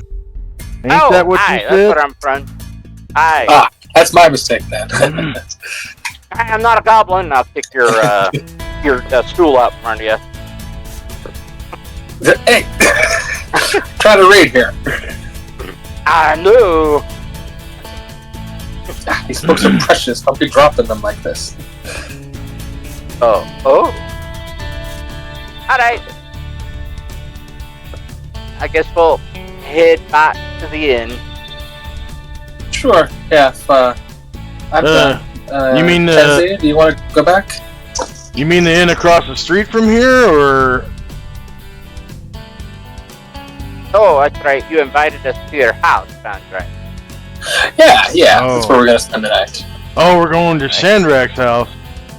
Is that here in town or another town? No. Yeah, we gotta do some magic transport. It's back to Nervia. Oh, Nervia City? That's right. Well, that's closer to home. Count me in. Aye. Out of character, is Jim's Jewelers here, or are they back at the other city? That's in Nervia. Jim's Gems in Nervia City, yeah. Oh, okay. Alright. If you add Enervia City to your journal and then put brackets around it, because it's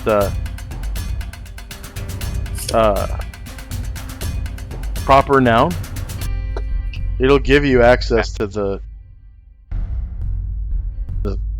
handout for Nervia City. So, yeah. You put it in your character bio? Yep. Okay. Like, once took a trip to Nervia City and went to Jim's Gems and blah, you know. Yeah, okay. Anything else for Ovak? Not right now. No. Alright, Lily. I guess I'll go with them. Alright. You can kind of hear them talking about it inside the building there. Yep. Guess I'll stay where I'm at for now. Okay, Kenzie and Company. We're gonna start preparing to leave. And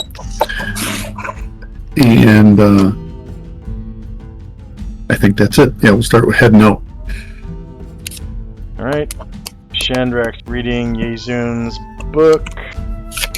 Yeah. Anything else for Shandrak and Company? Yeah, so, Shandrak and the rest of his people, will start heading out too. And so, can I read my book while walking, or would that be a half move? That would be a half move, but you can read it while walking, because now that you have cast Read Magic, even though it's permanent, it is now a spell-like ability, right? So, yes, because you don't have to cast it, it's a spell-like ability. So you can walk at half speed and read. Yeah. Cool. Shandrak will start walking with the nose as his book. Alright. And the rest of my people will start to head out. Back towards our animals. Alright, so end of round. And Ovak. Yeah, I'll follow Shandrak.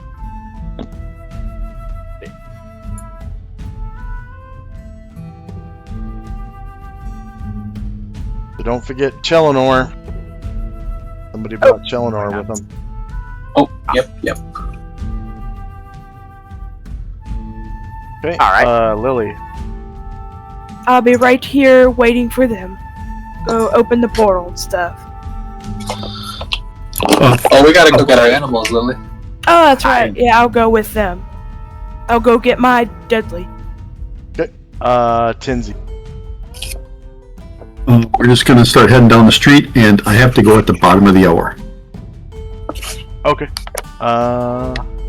Shandrak's reading, and Shandrak and company. Alright. Let's head in south and east the way we came. Oh, whoops. Oh, that was weird. And the rest of my people are trying to kind of jog forward a little bit.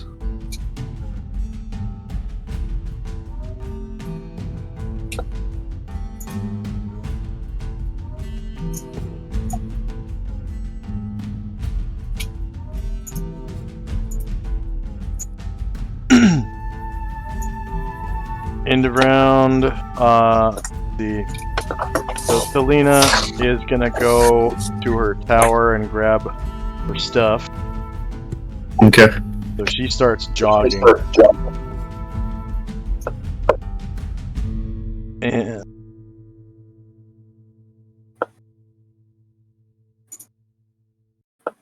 she knows where you're going. Should be able to meet you there. And end of round, we got Obak. All right.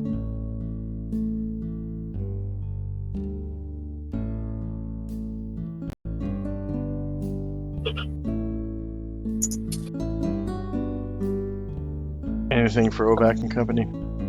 I'm moving. Sorry.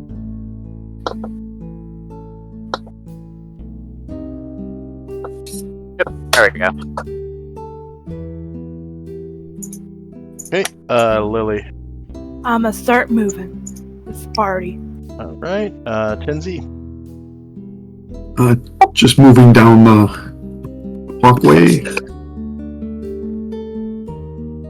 And Shandrak and company.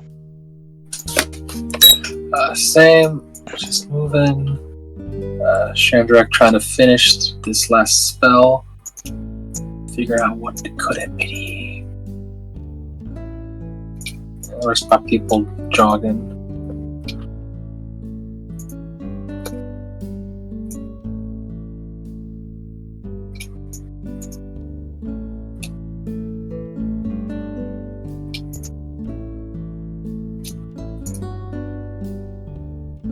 Okay, that's me.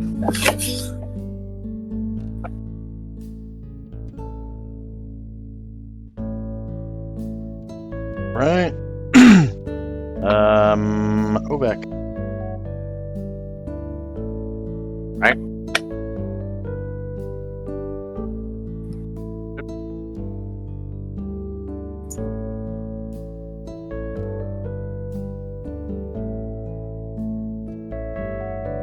We're moving.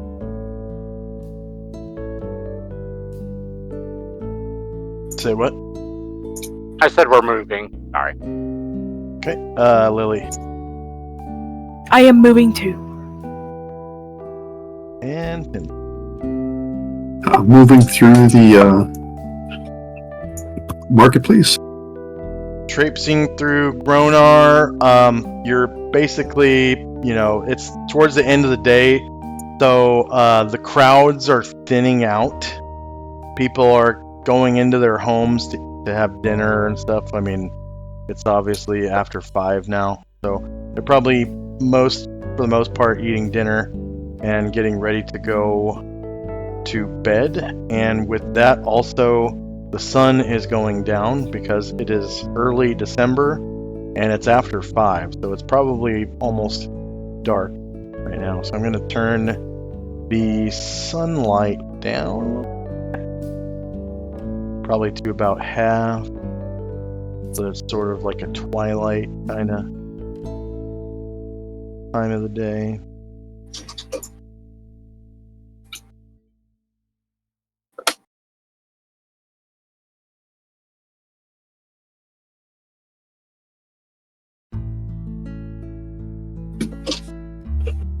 And with the twilight comes people's infravision starts flipping on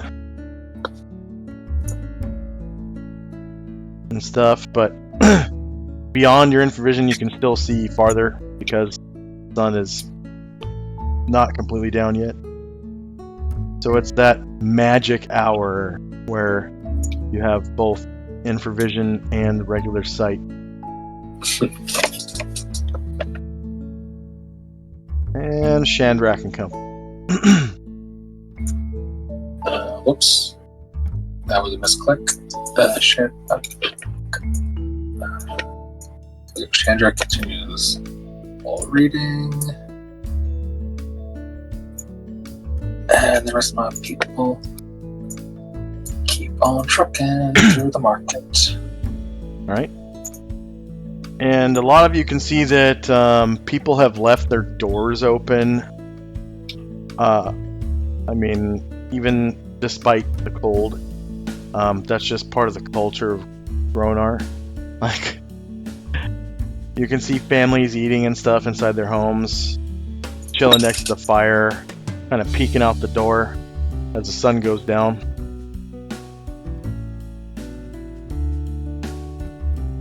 End of round, and Oback. Alright. A lot of these lean-tos, despite you actually seeing bows and arrows and weapons and food and stuff like that, these lean-tos are empty and or tied up, or like someone has closed everything, put everything inside, and is sort of chilling out there as like a guard. So one of the three. Right. Anything else for Ovac? I'll finish my movement. Alright. And you guys pass right by the southern entrance while you're moving through the Gronar Market. Okay. You can see new construction outside the city. There's a brand new temple to the south.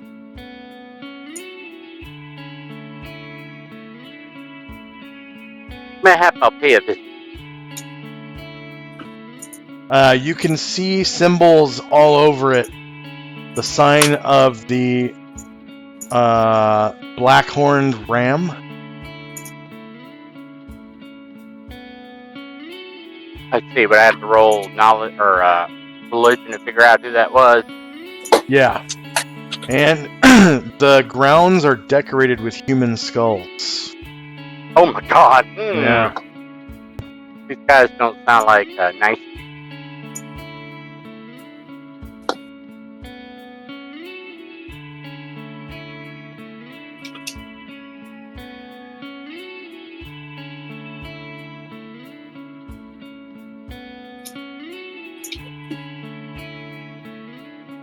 That I got one success. Alright, yeah, it's Hades. But what am I going there? Hades Temple. Yeah. I guess I'll change my mind.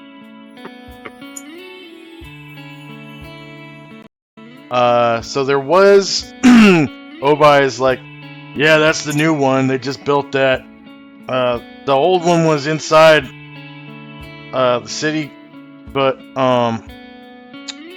there are a lot of people that decided they didn't like that, and so they kind of kicked him out. But it's about half the city worships Hades, because on account of he's the god of riches and the underworld and stuff. They think it's kind of a valuable thing to worship him, and about the other half of the city worships Odin. So. Yeah. But their priests are not very cool. Like, they offer resurrection, but it's at a cost. You got to bring the gold, and they will resurrect anybody. They don't care. They don't care who. Doesn't matter to them. As long as you got the money, they will resurrect. Alright. I'm liking them more and more the more I hear about them. Anything else for Lily? Just moving along. Alright, Kenzie. Same thing, just moving along. Alright. 0 round for Shandrak. And Shandrak Company still reading. Shandrak. All right. Yep. Continue walking and reading. I'm walking on sunshine. Well. Alright, end of round, and you finish reading, Shandrak. And you discover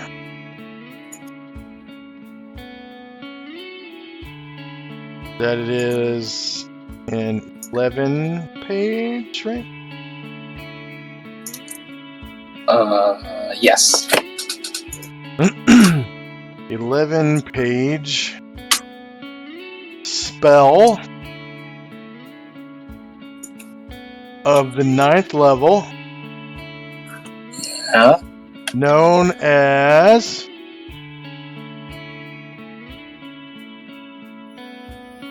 wait, hold on a minute.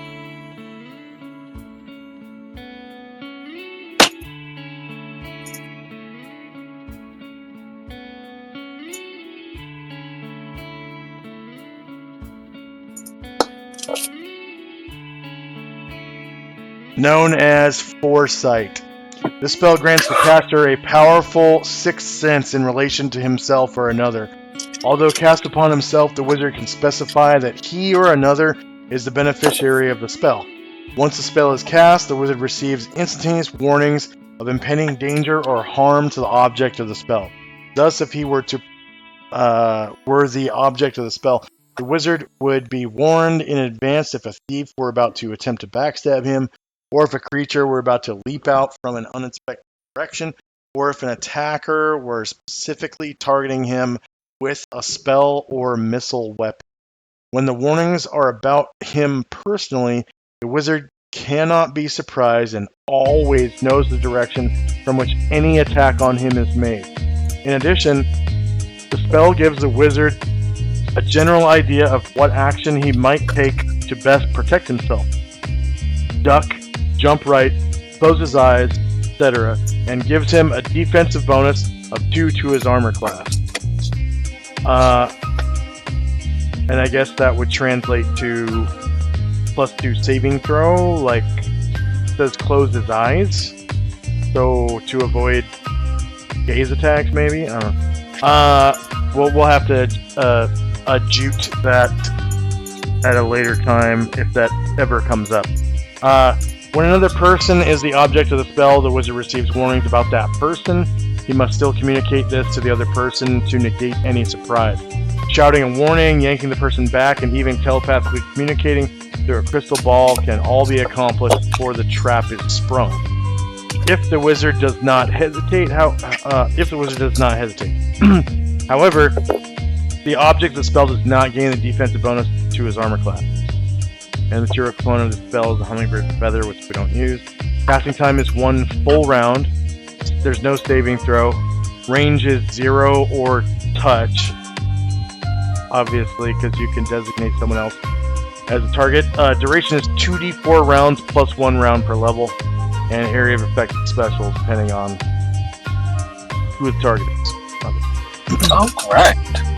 Very, very nice. Yeah, Foresight, 11 pages.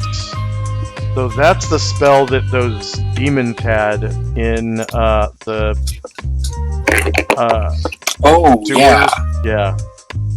Mm-hmm. Yeah. Very nice. Very nice. Alright then. Yeah, since we're still walking, I'll continue on the on this last book, the next spell from the end. Alright.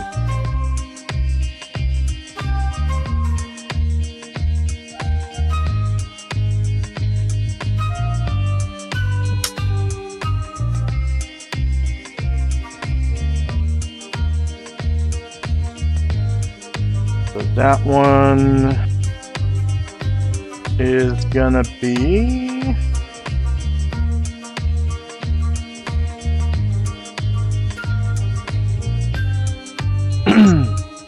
14 pages.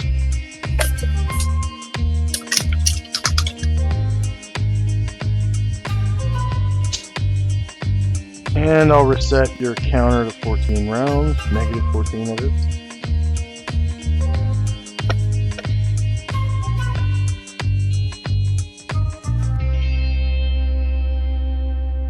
Alright. So, yep, first up is OVAC and company. Right.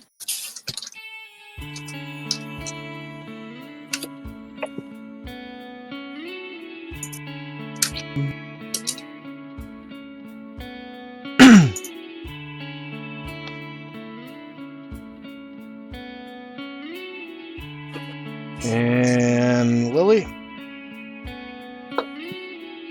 Alright, I'll be moving. Okay. And Tenzi. Same thing. And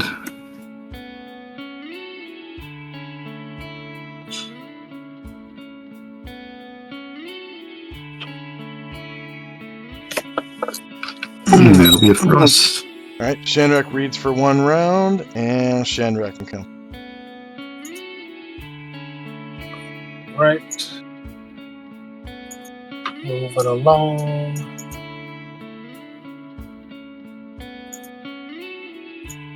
So remember, Shandrak is stuck at moving maximum of 12 squares Yes. per round. So try sticking by him, and a couple people stand near, but the rest are moving forward. Okay. End of round.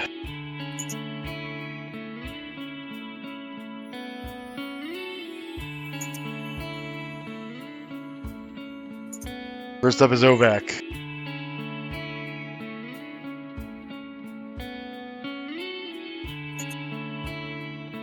You there, Kenneth? Sorry, yeah, I'm moving. Alright. Lily.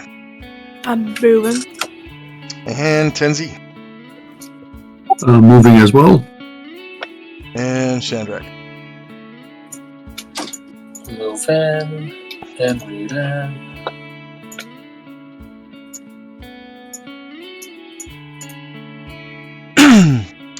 Time now is 5:10 p.m. December the 4th. 11:85. First up is Ovak and company. Okay. I'm going to shout at everybody who's outdistancing us. I'm going to sound or look like the fat kid who is running in like grade school.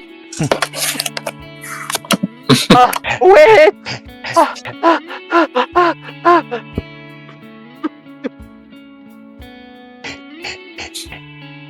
I was that kid. Lily. Yeah. Still moving. Alright.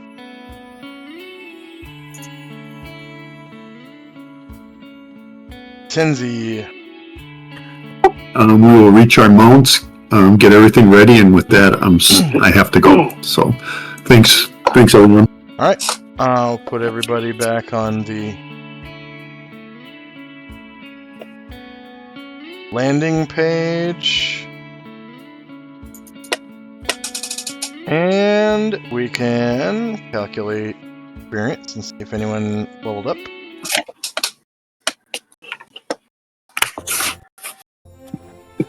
I leveled up in wizard power.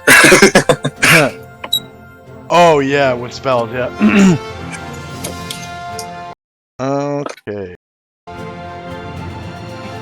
And Tenzi got a real good hedge.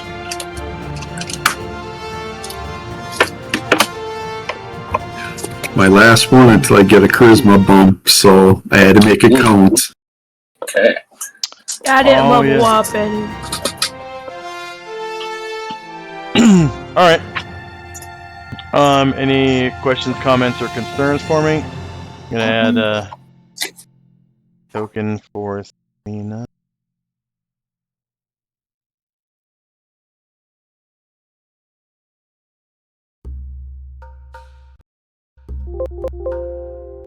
Maybe she was still in the folder. Yeah, I'll work on those proficiencies during the week. I'll probably message you. Okay. I'm gonna just drag her to the top for now, and then drop token on the board. That way, move it where you want it to be.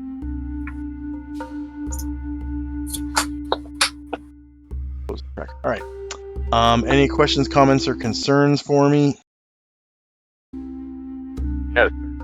Okay. I'll have those magic books ready by next time we play for Selena and for the deceased Yezun. Yeah. And for viewers, thank you very much for watching. Please like, share, and subscribe. Appreciate y'all coming out and watching us. If you like who we are and like what we do, there are links below if you're watching us live on Twitch to our Patreon, PayPal, if you want to pledge monthly or give a one-time tip or something. There's also on the right-hand side of the screen the Prime Gaming Benefits reminder.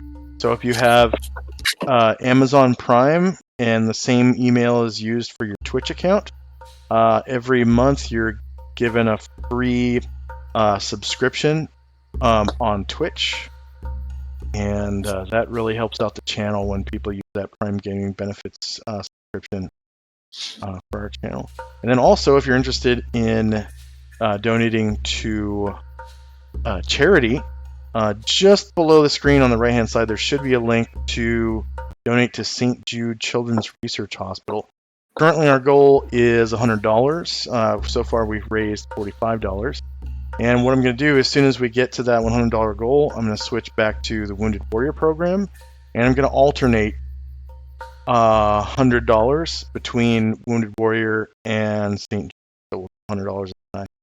And yeah, those donations really help out with children's cancer research, and then also Wounded Warrior program for our wounded vet. So thank you very much for watching. Hope you enjoyed. If you want to earn some extra channel points, so our channel points, if you take a look, it's called gold coins, or GP for gold pieces. And those allow you to purchase magic items for the player characters, or wish spells, or heal spells. So the heal spell is very potent. It brings a character back up to full life and health. And it also cures some like mental ailments as well. So that's really useful for the party. There's been some lives saved in the party by chat using the heal spell. So if you want to earn some extra channel points, we're going to raid into someone, one of my friends, and if you follow the raid into someone else's channel, it'll earn you some extra channel points. So we're going to raid into Coco Bunny 94. She plays in Lord Gosumba's games sometimes. So she's currently doing Lego and brick building. She's building the Titanic right now out of Legos. So that's really interesting to watch. And she's a fun person. So we're gonna raid into her channel if she'll accept raids, which she does. So it's gonna take about 10 seconds for that to happen.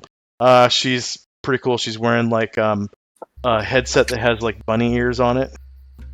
So here we go. We're gonna raid into her channel right now. Bye bye. Bye bye. Bye bye.